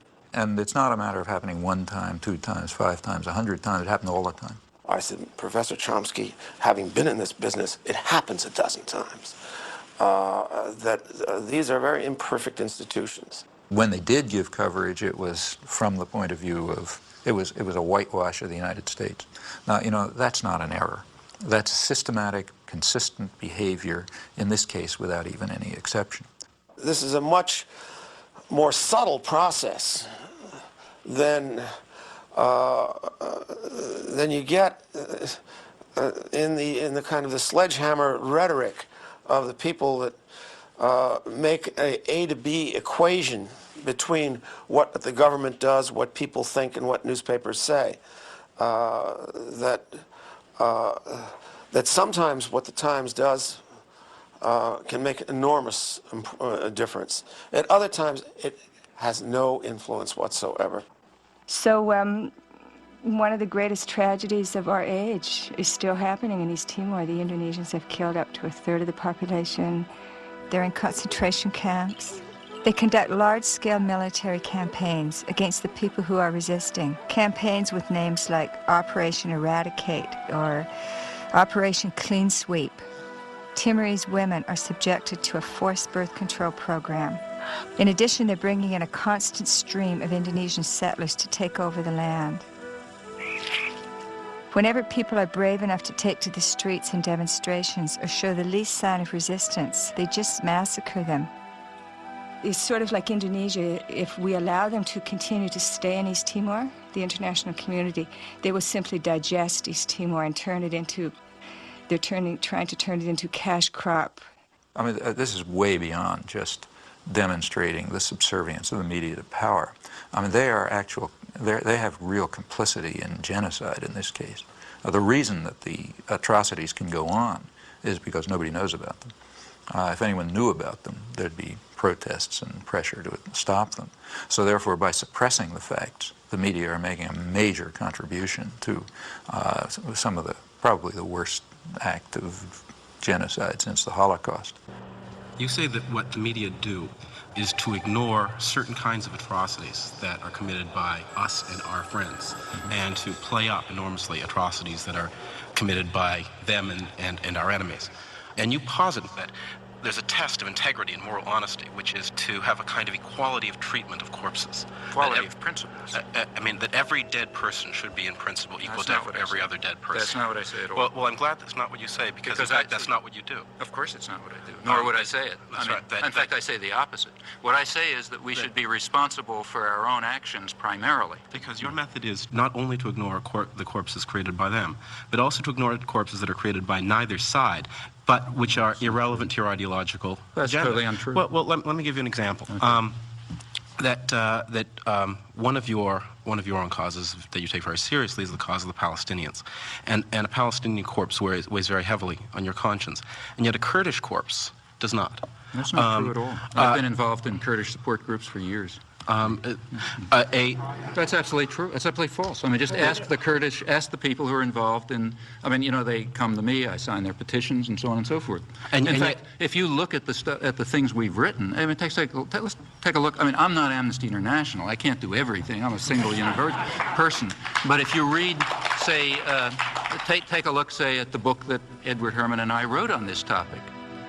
In it, we discuss 3 kinds of atrocities. What we called benign bloodbaths, which nobody cares about, constructive bloodbaths, which are the ones we like, and nefarious bloodbaths, which are the ones that the bad guys do. The principle that I think we ought to follow is not the one that you stated. You know, it's a very simple ethical point. You're responsible for the predictable consequences of your actions. You're not responsible for the predictable consequences of somebody else's actions. The most important thing for me and for you is to think about the consequences of your actions. What can you affect?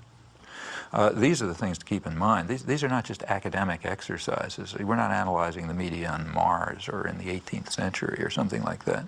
We're dealing with real human beings who are suffering and dying and being tortured and starving because of policies that we are involved in. We as citizens of democratic societies are directly involved in and are responsible for. And what the media are doing is ensuring that we do not act on our responsibilities and that the interests of power are served, not the needs of the suffering people and not even the needs of the American people who would be horrified if they realized the blood that's dripping from their hands because of the way they're allowing themselves to be deluded and manipulated by the system.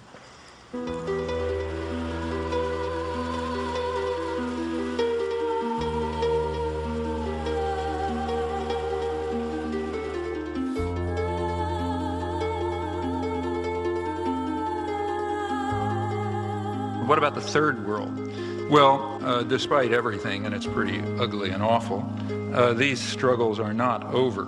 The struggle for freedom and independence never is completely over.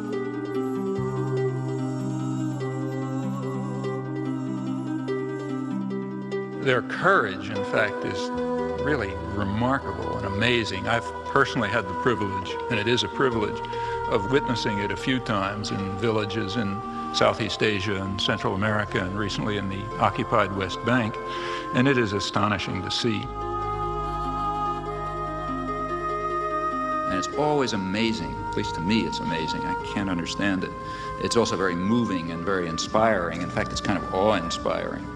Now, they rely very crucially on a very slim margin for survival that's provided by dissidence and turbulence within the imperial societies. And how large that margin is for us to determine.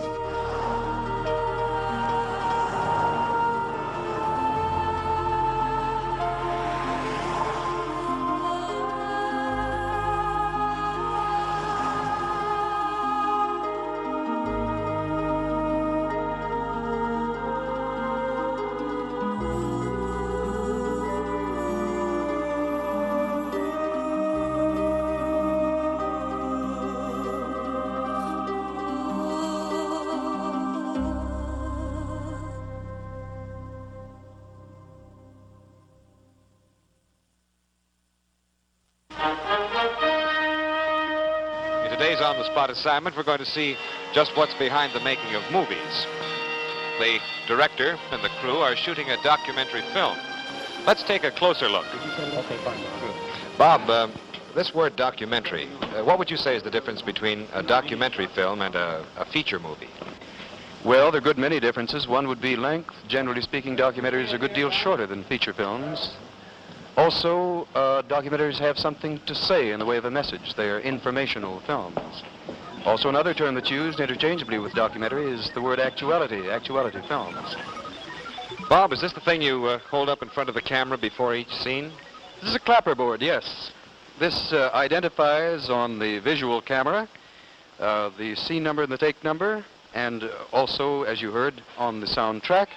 The editor back at the studio puts the two pieces of film together, matches where the lips of the clapper come together. There you are in sync. Before the break, you were mentioning the media putting forth the information that the power elite want. I'm not sure if I understand, how does the power elite do this, and why do we stand for it? Why does it work so well? Okay, well, I think here we have to, I mean, there are really two questions here. One, is this picture of the media true? And there you have to look at the evidence. I mean, I've given one example, and that shouldn't convince anybody. One has to look at a lot of evidence to see whether this is true. I think anyone who investigates it will find out that the evidence to support it is simply overwhelming. In fact, it's probably one of the best supported conclusions in the social sciences. But the other question is, how does it work? I'm the media guy. What'd you like? I got you an International Herald Tribune. You want that? Anything in a Western language which doesn't include that. What do you got? Financial Times? Absolutely. That's the only paper that tells the truth. You get the one where they've been debating back and forth? NRC Handelsblatt. Handelsblatt. Okay, that's the...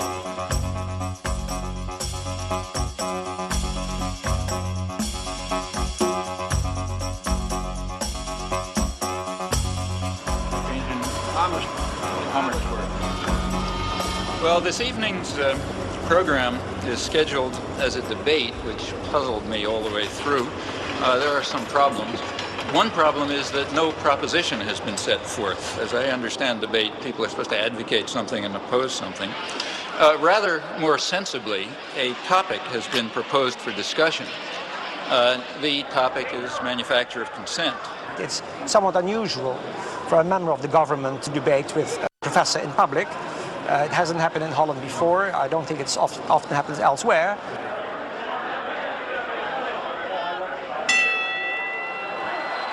Mr. Bogenstein, the floor is yours. Now, we all know that a theory can never be established merely by examples. It can only be established by showing some internal inherent logic. Professor Chomsky has not done so. Professor Chomsky? He's quite right when he says you can't just pick examples. You have to do them in a rational way. That's why we compared examples.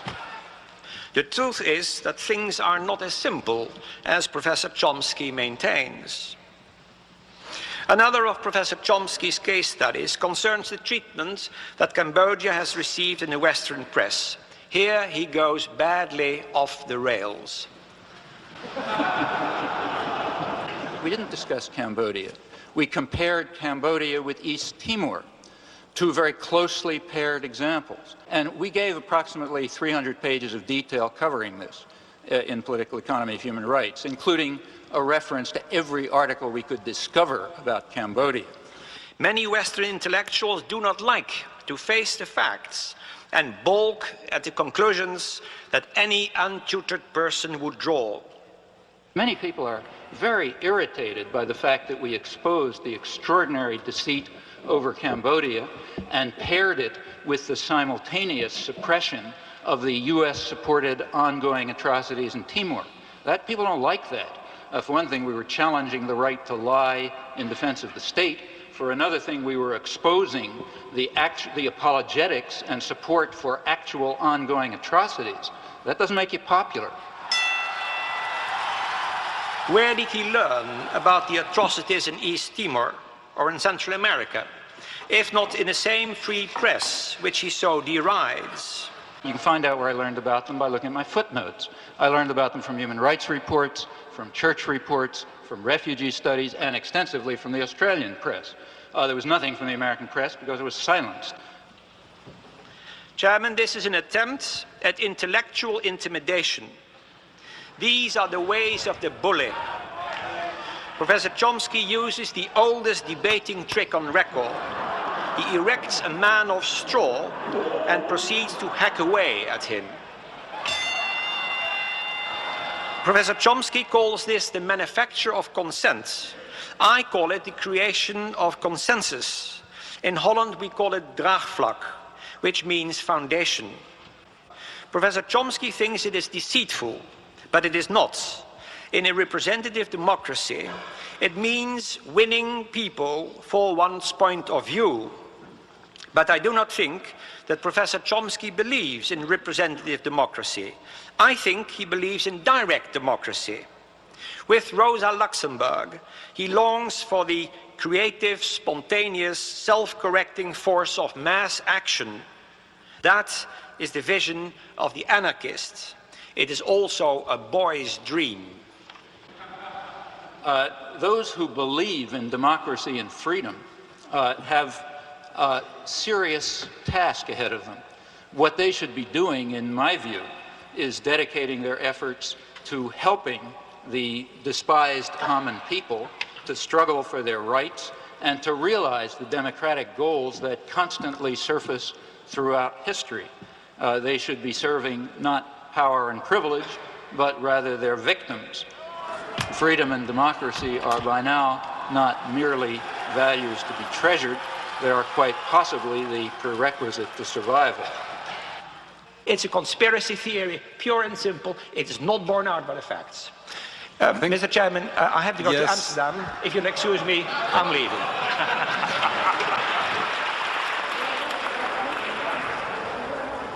One thing is sure, their consent has not been manufactured tonight. There is nothing more remote from what I'm discussing, or what we have been discussing, than a conspiracy theory. If I give an analysis of, say, the economic system, and I point out that General Motors tries to maximize profit and market share, that's not a conspiracy theory.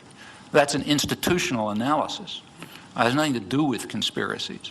And that's precisely the sense in which we're talking about the media. The phrase conspiracy theory is one of those that's constantly brought up, and I think its effect simply is to discourage institutional analysis.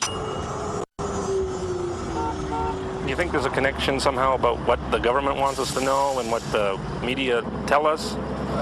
It's not communism, but I think to a certain point, it is sensitized. They don't always tell, I guess, John, they don't always tell the truth the way it goes, huh? Got that right. You think that the information you're getting from this paper is biased in any way? Or? Oh, yeah. I think by and large it's well done. You get both sides of the stories. You get the liberal side and the conservative side, so to speak. But I don't think you get a very balanced picture because they only have 20 seconds, 30 seconds for a news item or whatever, and they're going to pick out a highlight, and every network is going to cover the same highlight, and that's all you're going to see. You get what they want you to hear. You think they're biased in some way then? Yeah. Here we go. See you later.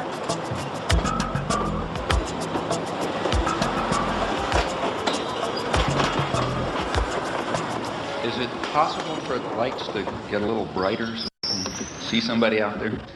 Yeah, for the last hour and 41 minutes, I've been whining about how the elite and how the government have been using thought control to keep radicals like yourself out of the public limelight. Now, you're here. I don't see any CIA men waiting to drag you off. You were in the paper. That's where everyone here heard you were coming from, in the paper, and I'm sure they're going to publish your comments in the paper. Now, a lot of countries, you would have been shot for what you have done today. So what are you whining about? We are allowing you to speak, and I don't see any thought control. First of all, I hadn't said one word about my being kept out of the limelight. The way it works here is quite different. Now, I don't think you heard what I was saying, but the way it works here is that there is a system of shaping, control, and so on, which gives a certain perception of the world. I gave one example. I'll give you sources where you can find thousands of others. And it has nothing to do with me. It has to do with marginalizing the public and ensuring that they don't get in the way of elites who are supposed to run things without interference. In a review of the Chomsky Reader, it was written that as he's been forced to the margins, he's become strident and rigid. Do you feel this categorization of your later writings is accurate and that you've been a victim of this sort of process you've been describing? Well, the business about being forced to other people will have to judge about the stridency. I don't believe it, but anyway, that's for other people to judge. However, the matter of being forced to the margins is a matter of fact, and the fact is the opposite of what is claimed. The fact is it's much easier to gain access to even the major media now than it was 20 years ago. You've dealt in such unpopular truths and have been such a lonely figure as a consequence of that. Do you ever regret either that you took the stands you took, have written the things you have written, or that we had listened to you earlier? I don't. I mean, there are particular things which I would do differently because you think about things, you do them differently. But in general, I would say I do not regret it. I mean, do you like being controversial? No, it's a nuisance. Because this mass medium pays little attention to the views of dissenters, not just Noam Chomsky, but most dissenters do not get much of a hearing in this medium. No, in fact, that's, again, completely understandable. They wouldn't be performing their societal function if they allowed favored truths to be challenged. Now, notice that that's not true when I cross the border anywhere, so that I have easy access to the media in just about every other country in the world. There's a number of reasons for that, and one reason is I'm primarily talking about the United States, and it's much less threatening. Your view there is that the militarization of the American economy essentially has come about because there are not other means of controlling the American population. In a democratic society. I mean, it may be paradoxical, but the freer the society is, the more it's necessary to resort to devices like induced fear.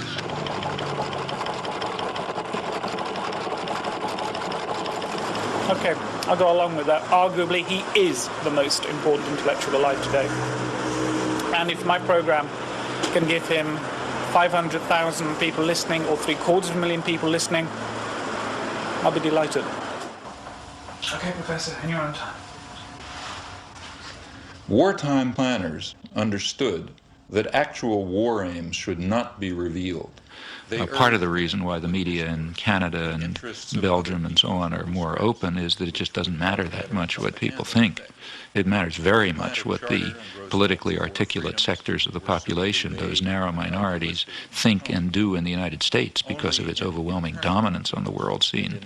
But of course that's also a reason for wanting to work here. What we might call the fifth freedom, the freedom to rob, exploit, and dominate, and to curb mischief by any feasible means. Let's conclude, not include. The United States is ideologically narrower in general than other countries. Furthermore, the structure of the American media is such as to pretty much eliminate critical discussion. Our guests are as far apart on the Contra question as American intellectuals can be. Now, if we had the slightest concern with democracy, which we do not in our foreign affairs and never have, we would turn to countries where we have influence, like El Salvador. Now, in El Salvador, they don't call the archbishop bad names. What they do is murder him.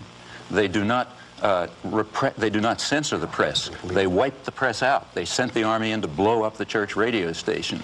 The editor of the independent newspaper was found in a ditch, mutilated and cut to pieces with machete. May I continue? I did not interrupt you. Don't you ever want to put a time value on anything you say? Or do you want to lie I'm talking about 1980. You are a systematic liar.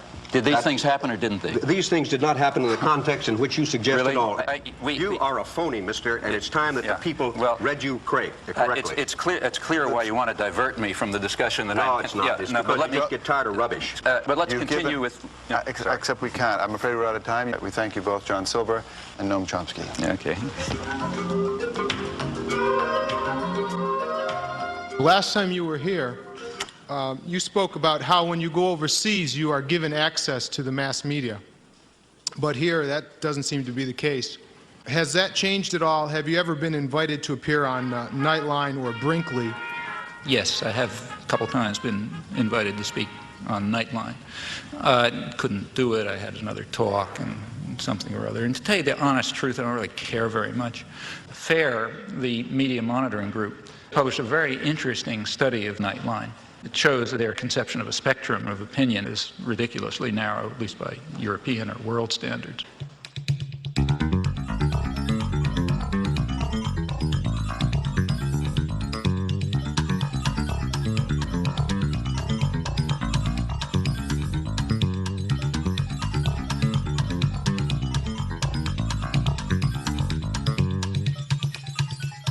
Let me tell you a personal experience.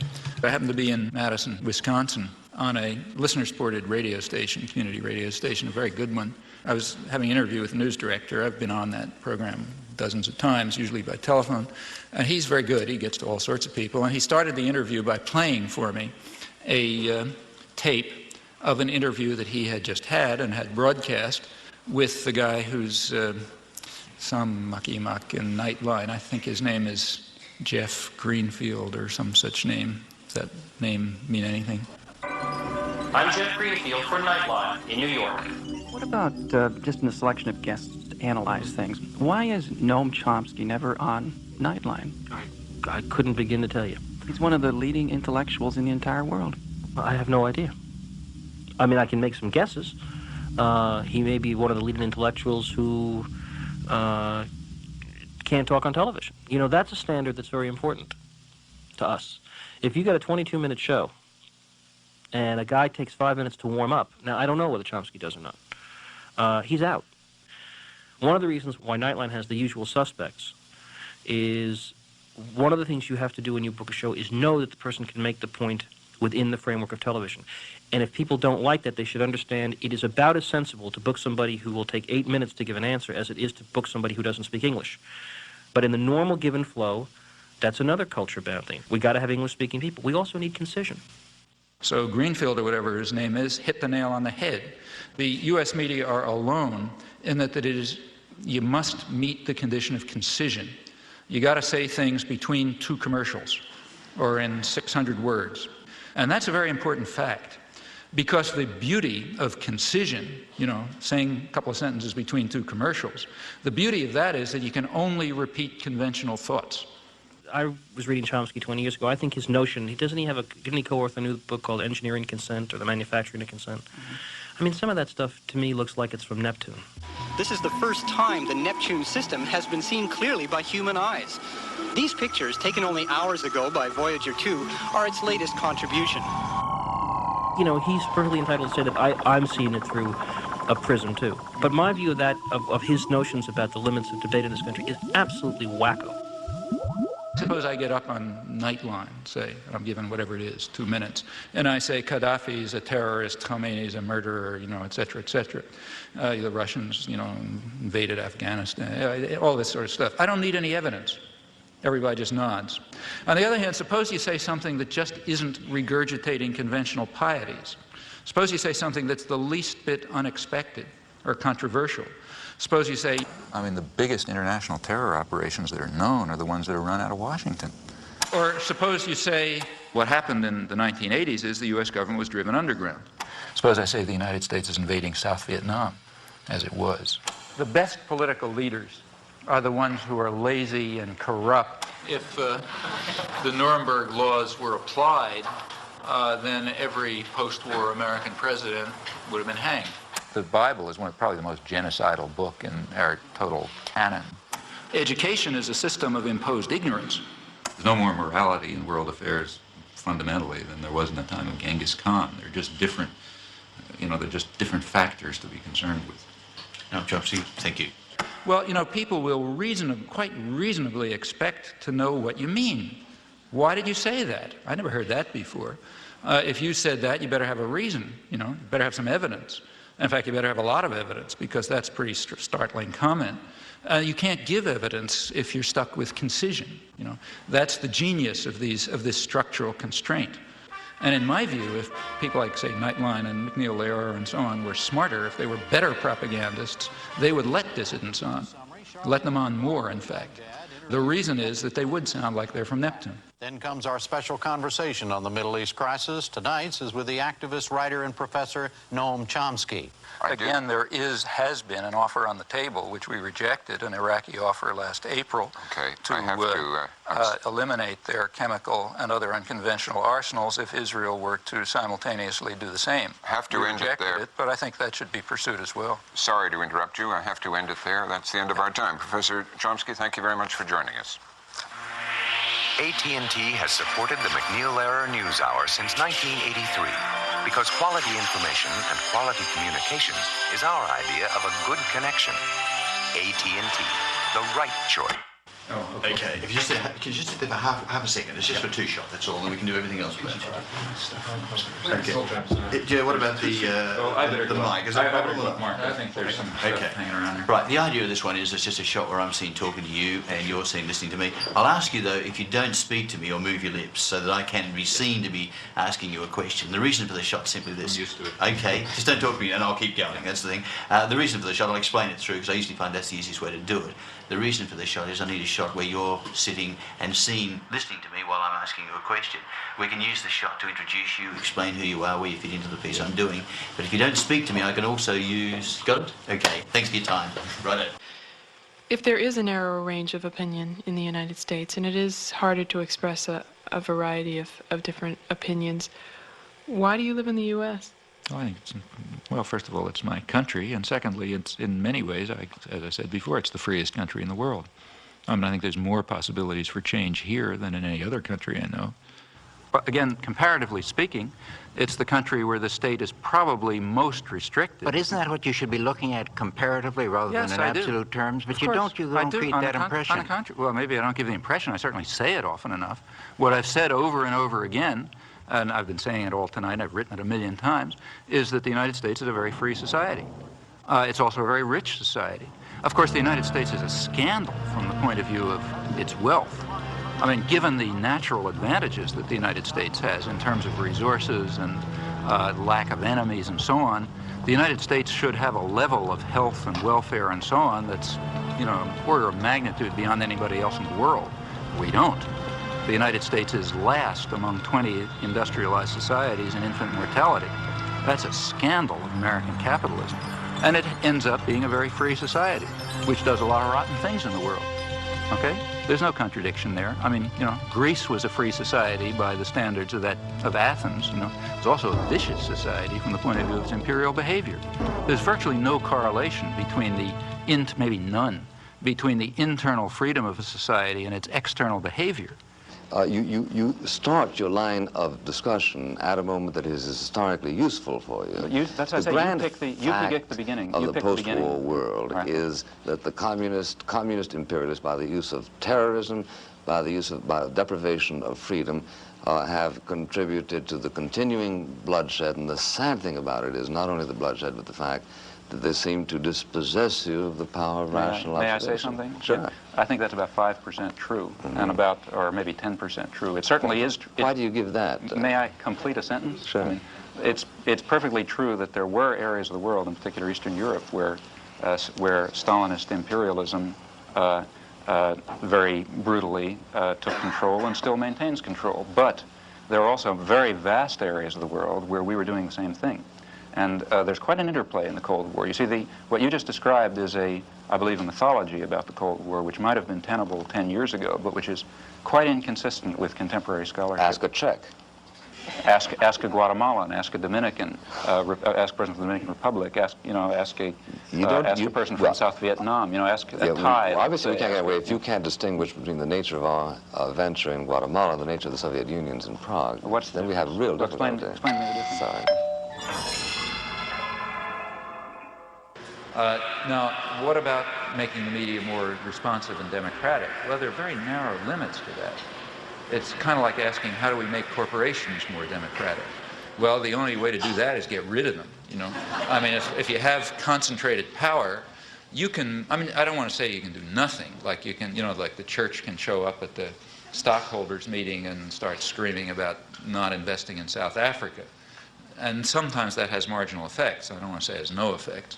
But you can't really affect the structure of power, because to do that would be a social revolution. And unless you're ready for a social revolution, that is, power is going to be somewhere else, the media are going to have their present structure and they're going to represent their present interests. Now, that's not to say that one shouldn't try to do things. I mean, it makes sense to try to push the limits of a system.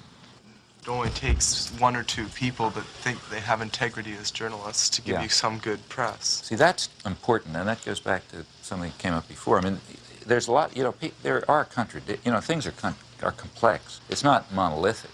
I mean, the mass media themselves are complicated institutions with internal contradictions.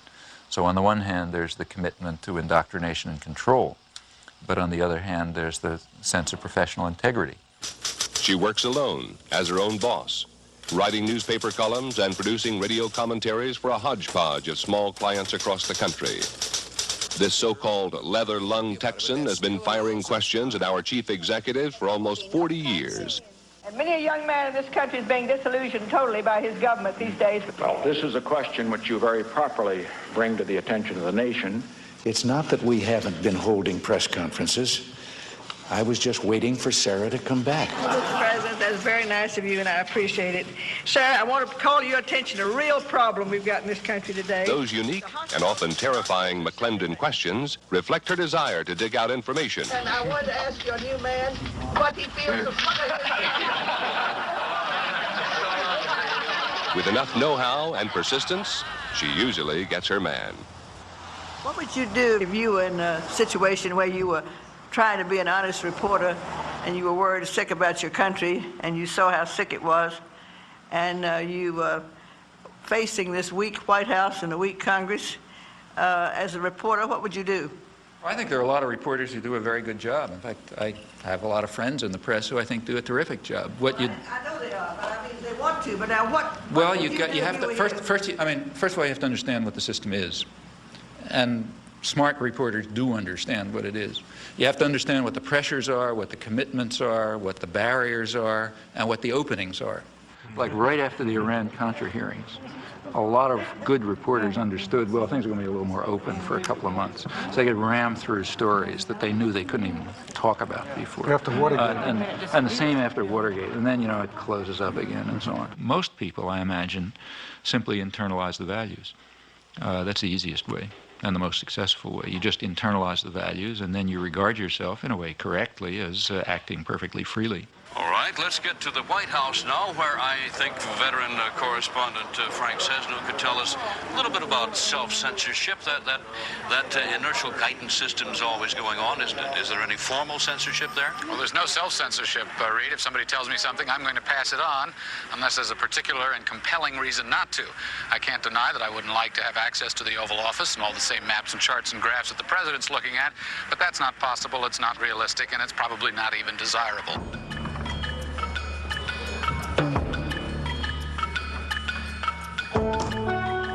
Hello. How are you? Fine. Can you sit down there, please? Yes. Welcome to Holland. I'll introduce you first in a few lines. Professor Chomsky, Noam Chomsky, is nu 6 en is ongeveer de meest controversiële intellectueel van Amerika. Dat is ook alweer een platitude, maar zo wordt hij nu eenmaal altijd genoemd. Chomsky has been called the Einstein of modern linguistics. The New York Times has said he's arguably the most important intellectual alive today. But his presence here has sparked a protest. This book that has poisoned the world, and all liar in there. And as a Vietnamese people, we come here to burn the book. Vietnam! Vietnam! He said that in Vietnam there's no violation of human rights and no crime in Cambodia is wrong. Chomsky he's a professor. He's using that to poison the world. And we come here to protest that. I don't mind the denunciations, frankly. I mind the lies. Well, I mean, intellectuals are very good at lying. They're professionals at it. Wonderful technique. There's no way of responding to it. If somebody calls you, an anti-Semite, what can you say? I'm not an anti-Semite. Or, somebody says you're a racist, you're a Nazi or something. You always lose. I mean, the person who throws the mud always wins because there's no way of responding to such charges. Professor Chomsky seems to believe that the people he criticizes fall into one of two classes, liars or dupes. Consider what happened when I discussed the case of Robert Faurisson. Let me recall the facts. Let's not go into details, please, because the details happen to be important. Yes, but I have only one question on the Faurisson question. Do the facts matter or don't they matter? Of course they do. Well, let me tell you what the facts are then. Faurisson says that the massacre of the Jews in the Holocaust is a historic lie. No, this is an important one. It has a lot to do with the topic. Your views are extremely controversial, and perhaps one of the things that has been most controversial and that you've been most strongly criticized for was your defense of a French intellectual who was suspended from his university post for contending that there were no Nazi death camps in World War II. My name is Robert Faurisson. I am 60. I am university professor in Lyon, France. Behind me, you may see the courthouse of Paris, the Palais de Justice. In this place, I was convicted many times at the beginning of the 80s. I was charged by 9 associations, mostly Jewish associations, for inciting hatred, racial hatred, for racial defamation, for damage by falsifying a story.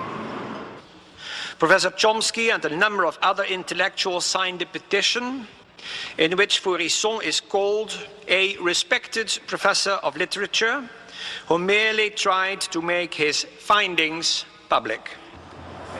Perhaps we can start with just the story of Robert Faurisson and your involvement. More than 500 people signed,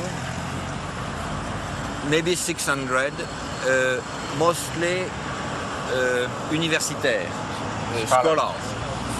And what happened to the other 499 of them? How come we only hear about Chomsky's signature? Well, I think it's because Chomsky is in himself a kind of political power.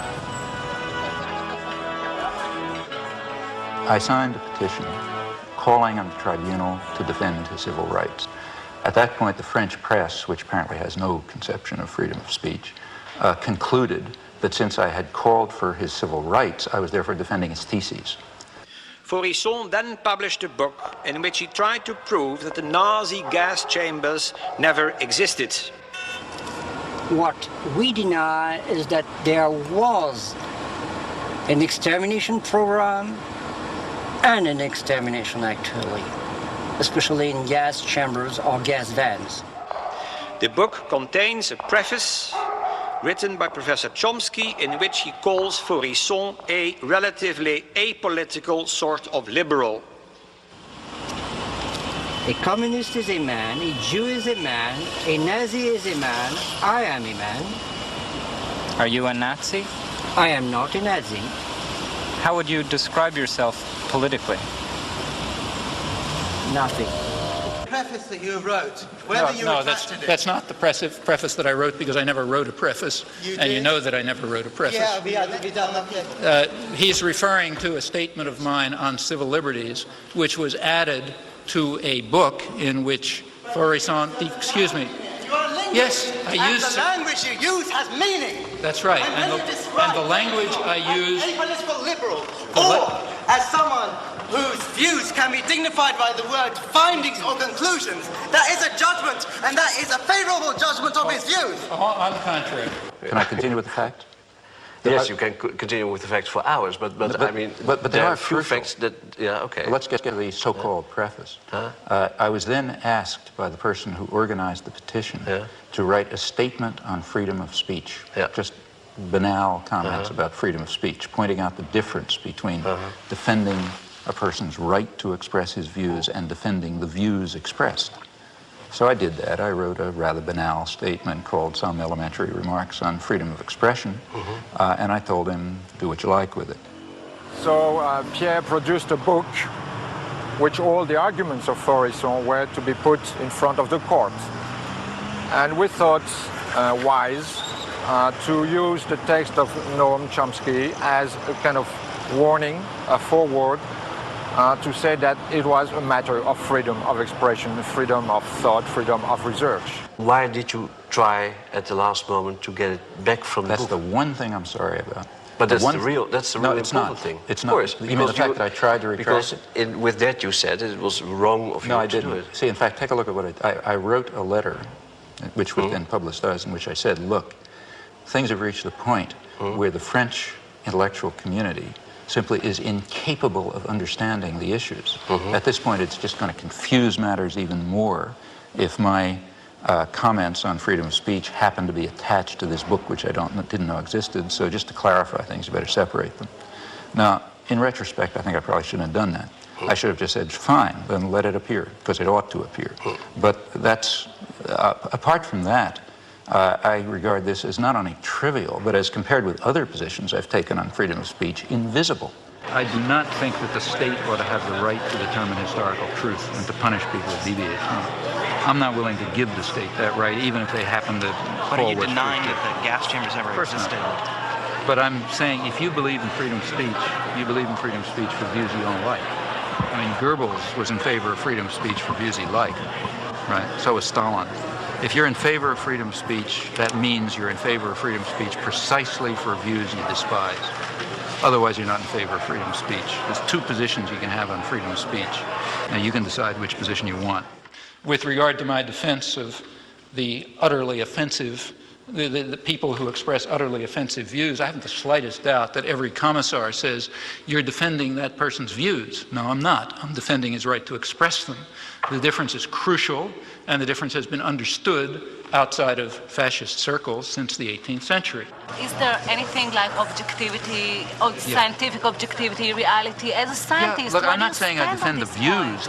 Look, if somebody publishes a scientific article, which I disagree with, I do not say the state ought to put him in jail, right? All right, but you don't have to support him right away and say, you know, I support him just for the sake of everybody saying that, you know, whatever he wants to say. Suppose this guy is taken to court and charged with falsification.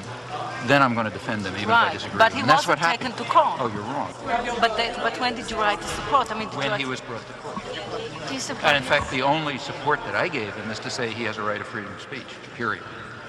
There is no doubt in my mind that the example that I gave about this story is the Holocaust did not exist is very, very typical. I'll give you another example about how much of the American press believes that Faurisson has anything to say, or any press? How much of the press in France? Since I followed... What percentage would you say? I'll tell you. Is it higher than zero? Is it higher than zero? I'll tell you. Have you ever seen anything in any newspaper or any journal saying that this man is anything other than a lunatic? I'll try to answer. I'll try to answer. I think that I just followed the case. That's a simple question. I followed the case 5 or 6 years ago, and I happened to see that Noam Chomsky was in for strong criticism even from some of his supporters for doing something which could be interpreted only in terms of a campaign against Israel. Going back years, I am absolutely certain that I've taken far more extreme positions on people who deny the Holocaust than you have. For example, you go back to my earliest articles and you will find that I say that even to enter into the arena of debate on the question of whether the Nazis carried out such atrocities is already to lose one's humanity. So I don't even think you ought to discuss the issue if you want to know my opinion. But if anybody wants to refute Faurisson, there's certainly no difficulty in doing so.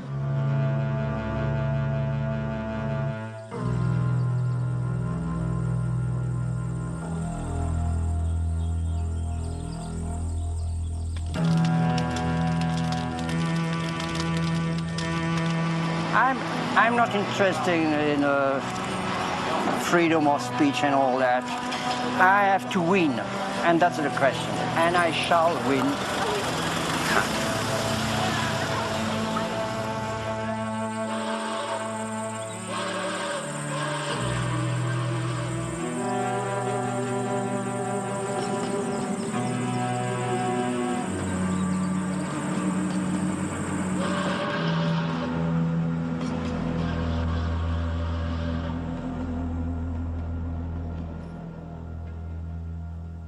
I'm just an ordinary mom who just thinks in terms of, I don't want to someday be holding my grandchildren and watching something horrible happen and feel like I didn't do anything.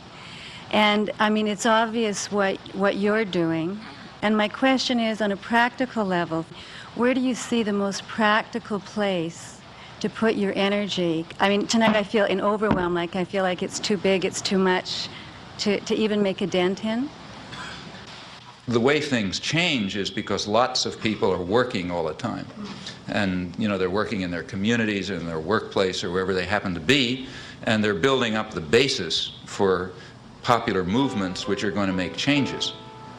That's the way everything has ever happened in history, you know, whether it was the end of slavery or whether it was the democratic revolutions or anything you want, you name it, that's the way it worked. You get a very false picture of this from the history books. In the history books, there's a couple of leaders, you know, George Washington or Martin Luther King or whatever. And I don't want to say that those people are unimportant, like Martin Luther King was certainly important, but he was not the civil rights movement.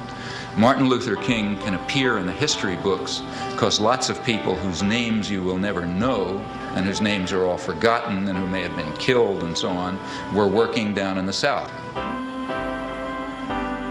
When you have active activists and people concerned and people devoting themselves and dedicating themselves to social change or issues or whatever, then people like me can appear, and we can appear to be prominent, but that's only because somebody else is doing the work. My work, whether it's giving hundreds of talks a year or spending 20 hours a week writing letters or writing books, is not directed to intellectuals and politicians. It's directed to what are called ordinary people. Yeah. And what I expect from them is, in fact, exactly what they are, that they should try to understand the world and act in accordance with their decent impulses, and that they should try to improve the world. And many people are willing to do that, but they have to understand. And in fact, as far as I can see, in these things, I feel that I'm simply helping people develop courses of intellectual self-defense. What did you mean by that? What would such a course be? I don't mean go to school, because they're not going to get it there. It means you have to develop an independent mind and work on it. Now, that's extremely hard to do alone. You know? The beauty of our system is it isolates everybody. Each person is sitting alone in front of the tube. You know? Now, it's very hard to have ideas or thoughts under those circumstances. You can't fight the world alone. Some people can, but it's pretty rare. The way to do it is through organization. So courses of intellectual self-defense will have to be in the context of political and other organization. And it makes sense, I think, to look at what the institutions are trying to do and to take that almost as a key. What they're trying to do is what we're trying to combat. If they're trying to keep people isolated and separate and, you know, and so on, well, we're trying to do the opposite. We're trying to bring them together. So in your local community, you want to have sources of alternative action. People with parallel concerns may be differently focused, but at the core, sort of similar values and a similar interest in helping people learn how to defend themselves against external power and taking control of their lives and, you know, reaching out your hand to people who need it. That's a common array of concerns. You can learn about your own values and you can figure out how to defend yourself and so on in conjunction with others. Are there one or two publications that I, as an average person, a biologist, can read to bypass this filter of our press?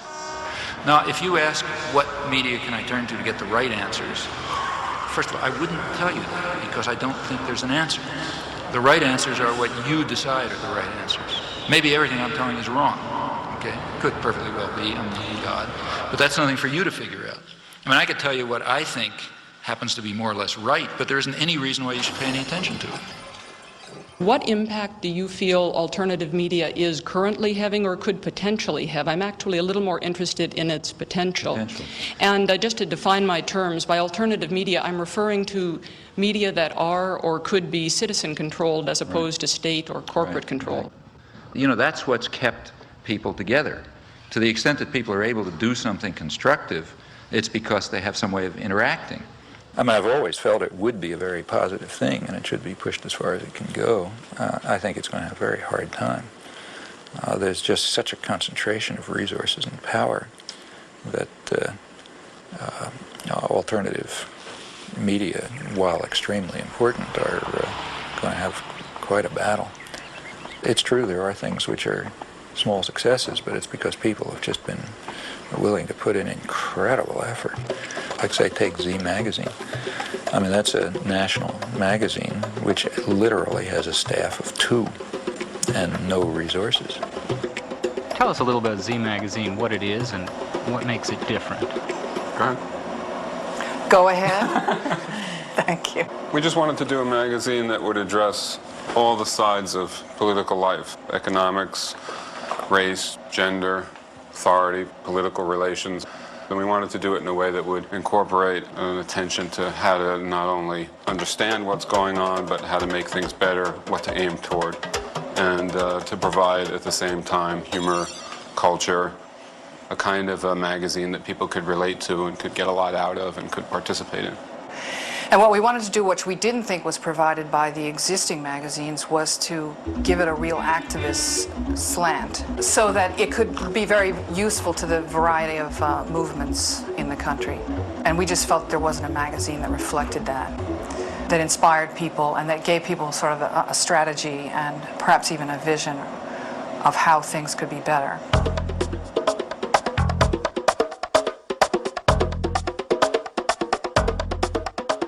South End Press has sort of made it. That is, they're surviving. It's a small collective, again, with no resources, and they put out a lot of books, including quite a lot of good books. But for a South End book to get reviewed is almost impossible.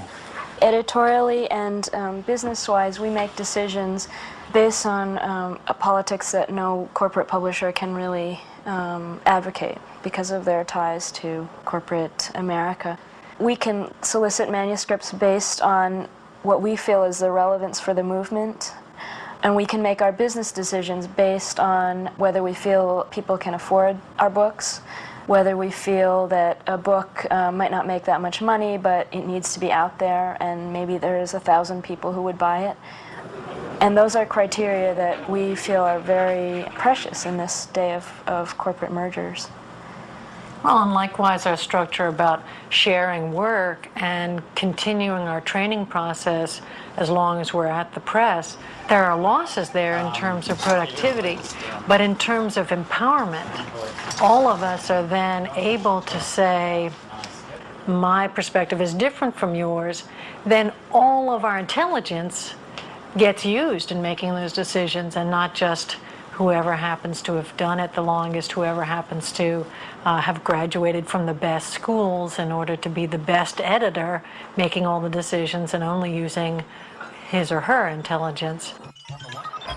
Listener-supported radio in the United States has undergone a remarkable growth in the last decade. It's perhaps the fastest growing alternative media. There are many reasons for this.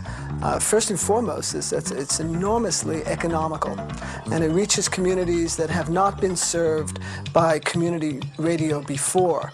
And in Boulder particular, we see with someone like Noam Chomsky, who's been there, I believe, 3 times in the last 6 years, he has a tremendous audience, and KGNU is partly responsible for that because we play his tapes on a regular basis, we play his lectures and his interviews, so when he does come to Boulder and people hear what he has to say, they're able to tune in. It's not something exotic or esoteric that he's talking about. It's material that they're very familiar with, and he's noted this, incidentally.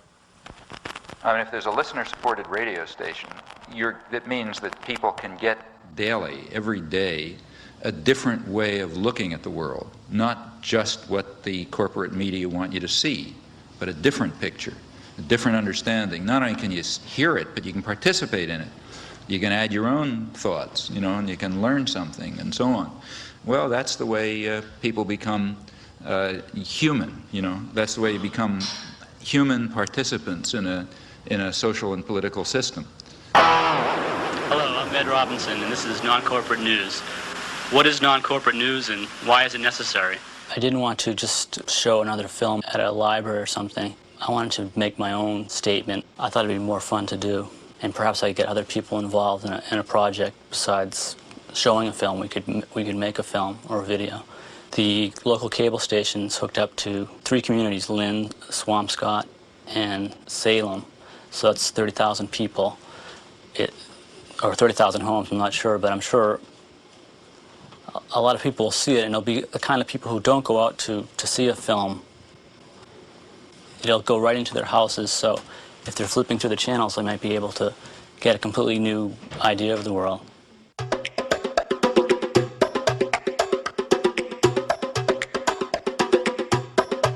So there's kind of networks of cooperation developed, which, I mean, like here, for example, is a collection of stuff from a friend of mine in Los Angeles who does careful monitoring of the whole press in Los Angeles and a lot of the British press, which he reads, and does selection, so I don't have to read the, the movie reviews and the local gossip and all this kind of stuff, but I get the occasional nugget that sneaks through and that you find if you're carefully and intelligently and critically reviewing a wide range of press. Well, there are a fair number of people who do this, and we exchange information.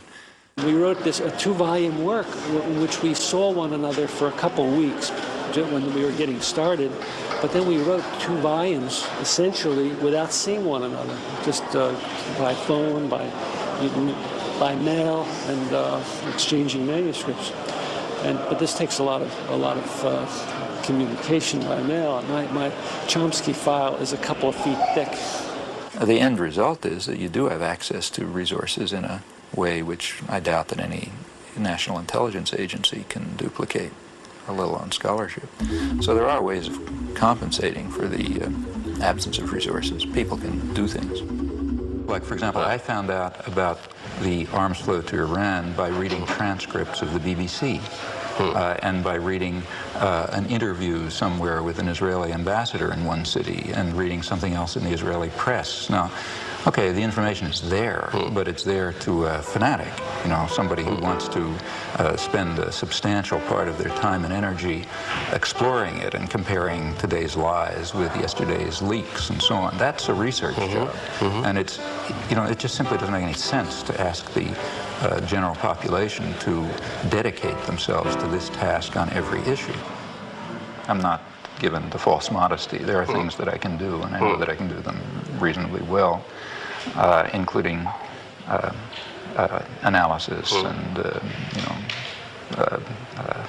study, research. I mean, I know how to do that sort of thing, and I think I have a reasonable understanding of the way the world works as much as anyone can. And that turns out to be a very useful resource for people who are doing active organizing,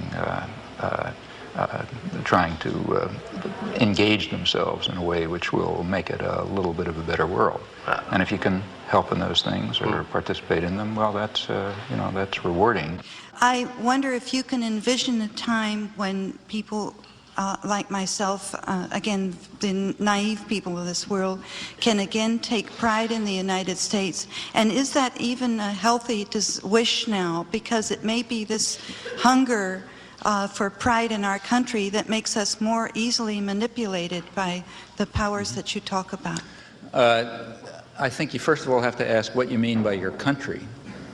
Now, if you mean by the country, the government, I don't think you can be proud of it, and I don't think you could ever be proud of it. Or could you be proud of any government? It's not our government, and you shouldn't be. States are violent institutions. The government of any country, including ours, represents some sort of domestic power structure, and it's usually violent. States are violent to the extent that they're powerful. That's roughly accurate. You look at American history, it's nothing to write home about. Why are we here? We're here because, say, some 10 million Native Americans were wiped out. That's not very pretty. Until the 1960s, it was still cowboys and Indians. In the 1970s, for the first time, really, it became possible even for scholarship to try to deal with the facts as they were. For example, to deal with the fact that the Native American population was far higher than had been claimed, millions higher, maybe as many as 10 million higher than had been claimed, and that they had an advanced civilization, and that there was something akin to genocide that took place. Now, we went through 200 years of our history without facing that fact.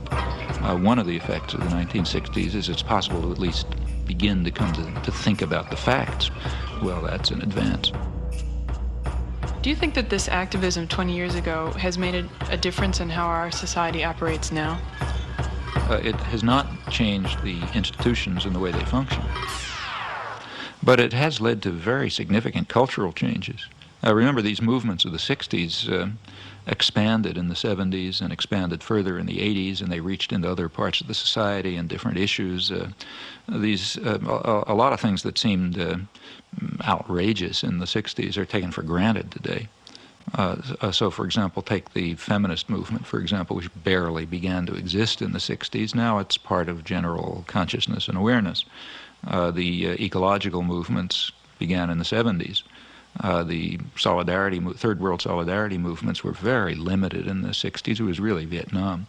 And in the 60s also it was a student movement, as you say. Now it's not. Now it's mainstream America. If there is more dissidence now than you can remember, why do you go on to write that the people feel isolated? Because I think much of the general population recognizes that the organized institutions do not reflect their concerns and interests and needs. They do not feel that they participate meaningfully in the political system. They do not feel that the media are telling them the truth or even reflect their concerns. They go outside of the organized institutions to act. We see more and more of our elected leaders and know less and less of what they're doing. Yeah.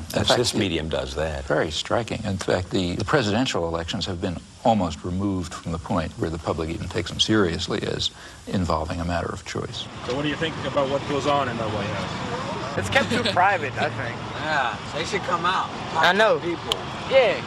Who should talk to the people? George Bush.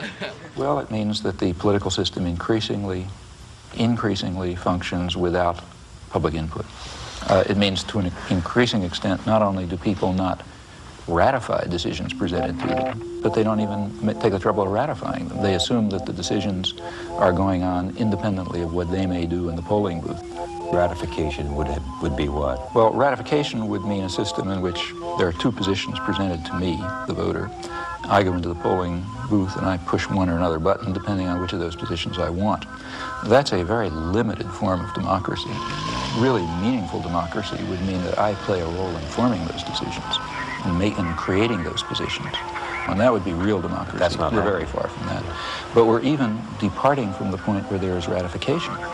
When you have stage-managed elections with the public relations industry determining what words come out of people's mouth, candidates decide what to say on the basis of tests that determine what the effect will be across the population. Somehow people don't see how profoundly contemptuous that is of democracy.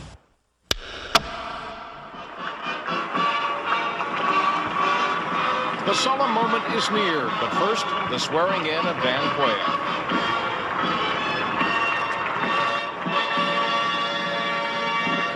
Please move to your seats.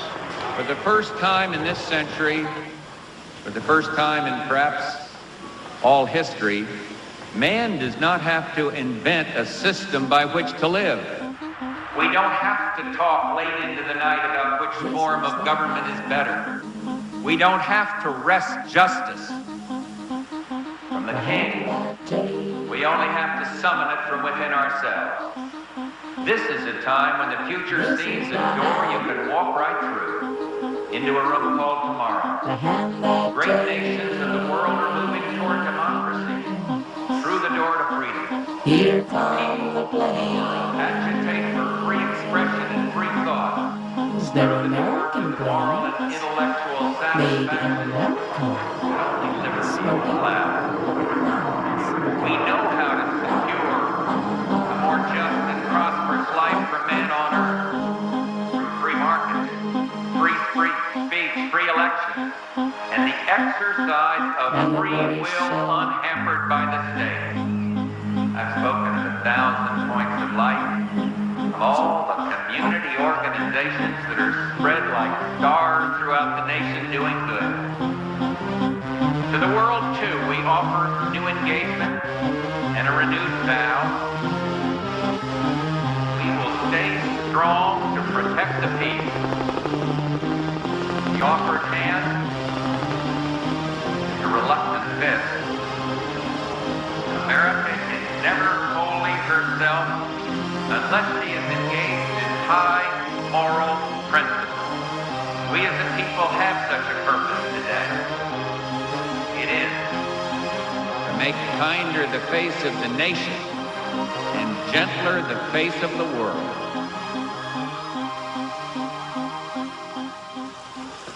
Referring back to your earlier comment about escaping from or doing away with capitalism, I was wondering what scheme, workable scheme, you would put in its place. Me? Or well, what I would, yeah. What well, would you know, you suggest to others who might be in a position to set it up and get it going? Well, I mean, I think that what used to be called centuries ago wage slavery is intolerable. I mean, I don't think people ought to be forced to rent themselves in order to survive. I think that the economic institutions ought to be run democratically by their participants, by the communities in which they exist, and so on. And I think basically through various kinds of free association. Historically, have there been any sustained examples on any substantial scale of societies which approximated to the anarchist ideal? There are small societies, small in number, that have, I think, done so quite well, and there are a few examples of large-scale libertarian revolutions which were largely anarchist in their structure. As to the first, small societies extending over a long period, I myself think the most dramatic example is perhaps the Israeli kibbutzim, which for a long period, may or may not be true today, really were constructed on anarchist principles, that is, of direct worker control, integration of agriculture, industry, service, personal life on an egalitarian basis with direct and, in fact, quite active participation in self-management, and were, I should think, extraordinarily successful. A good example of a really large-scale anarchist revolution, or largely anarchist revolution, in fact, the best example, to my knowledge, is the Spanish Revolution in 1936. And in fact, you can't tell what would have happened. That anarchist revolution was simply destroyed by force, but during the period in which it was alive, I think it was inspiring testimony to the ability of poor working people to organize, manage their affairs extremely successfully without coercion and control.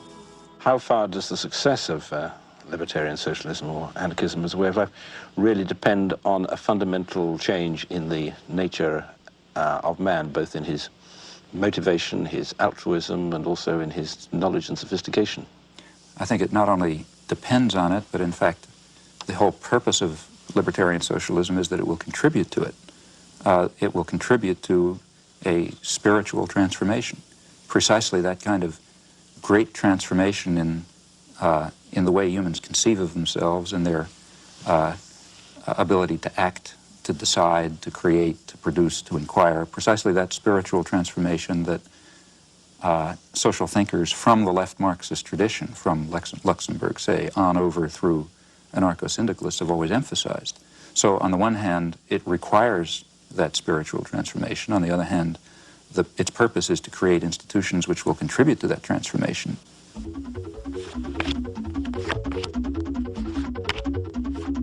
You've written that in looking at contributions of gifted thinkers, one must make sure to understand their contributions, but also to eliminate the errors in them. And of your ideas, what would you guess would be discarded and what would be assimilated by future thinkers? Well, I mean, I would assume virtually everything would be discarded. For example, here we have to distinguish. I mean, the work that I do in my professional area, I mean, if I still believed what I believed 10 years ago, I'd assume the field is dead. So I assume that when next time you read a student's paper, you're going to see something that has to be changed, and you continue to make progress. In dealing with social and political issues, in my view, what is at all understood is pretty straightforward. I don't think that there may be deep and complicated things, but if so, they're not understood. The basic ways, to the extent that we understand society at all, it's pretty straightforward. And I don't think that those simple understandings are likely to undergo much change. The point is that you have to work. And that's why the propaganda system is so successful. Very few people are going to have the time or the energy or the commitment to carry out the constant battle that's required to get outside of,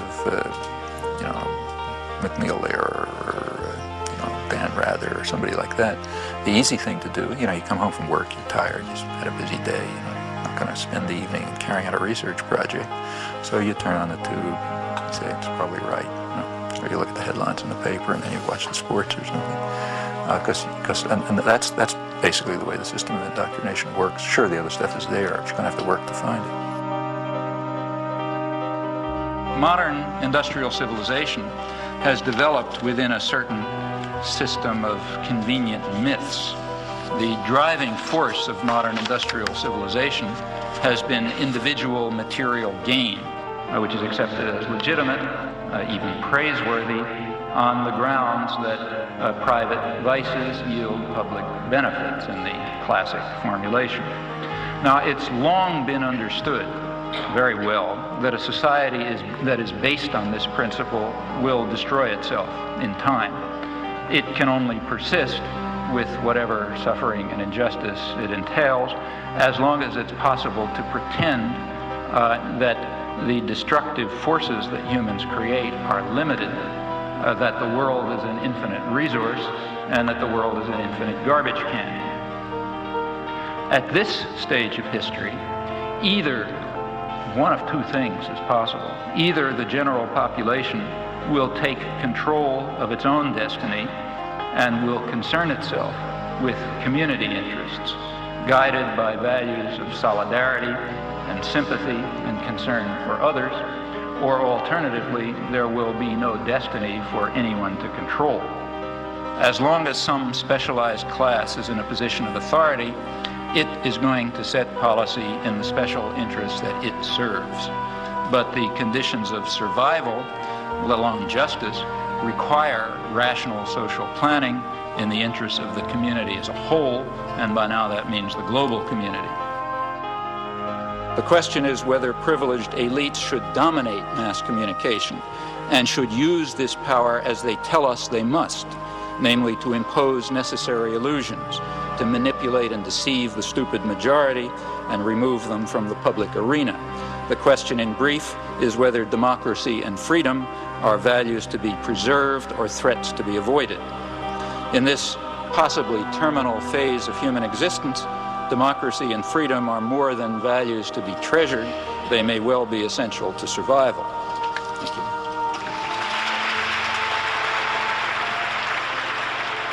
He's up there thinking for himself, and he's deciphering this tremendously overweighted body of information, which he puts into an order and gives you the feeling that you can do the same thing, that the whole thing is decipherable. And he also gives you the sense that there is a source, there's a center to a dissenting population, although we feel that there's no center. And I think that is what reactivated in me a desire to get reacquainted with the political scene after 30 years of alienation from it. You do hundreds of interviews and lectures, and you're dealing with massacres in East Timor and invasions of Panama, etc. Pretty horrific stuff, death squads. What keeps you going? I mean, don't you get burned out on this material? Well, it's mainly a matter of whether you can look yourself in the mirror, I think. Oh, gotta go. Get these people in town. Okay. Maybe you can say all aboard for us. Okay.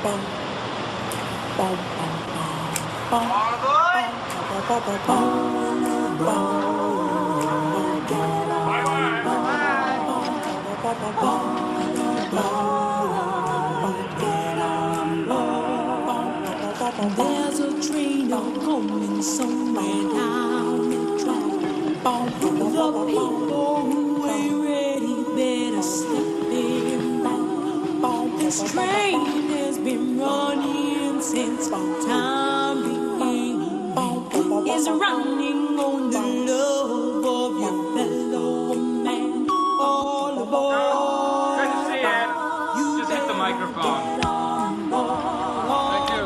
Bye, Canada. Goodbye, Canada. You better get on board. I think I've gone past the hour that you agreed to. Can I make an introduction? said that he's from Harvard. Oh, I heard that. Oh, yes, that's true, yeah. We'll bleep it.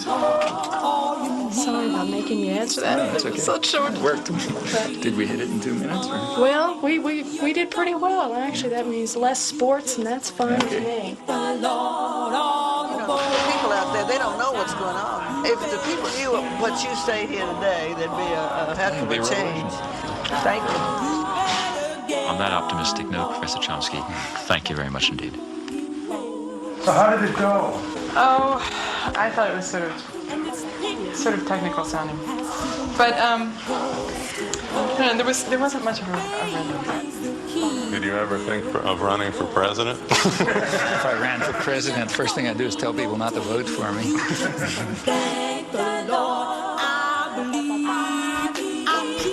This guy's got to go home. He really does. Yeah. And people still believe that the Celtics Boston are the world champion.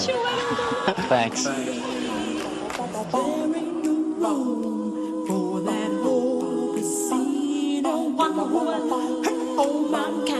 Just to save his own, you must have pity on them because their chances grow thinner. For there won't be no hiding from the king's throne.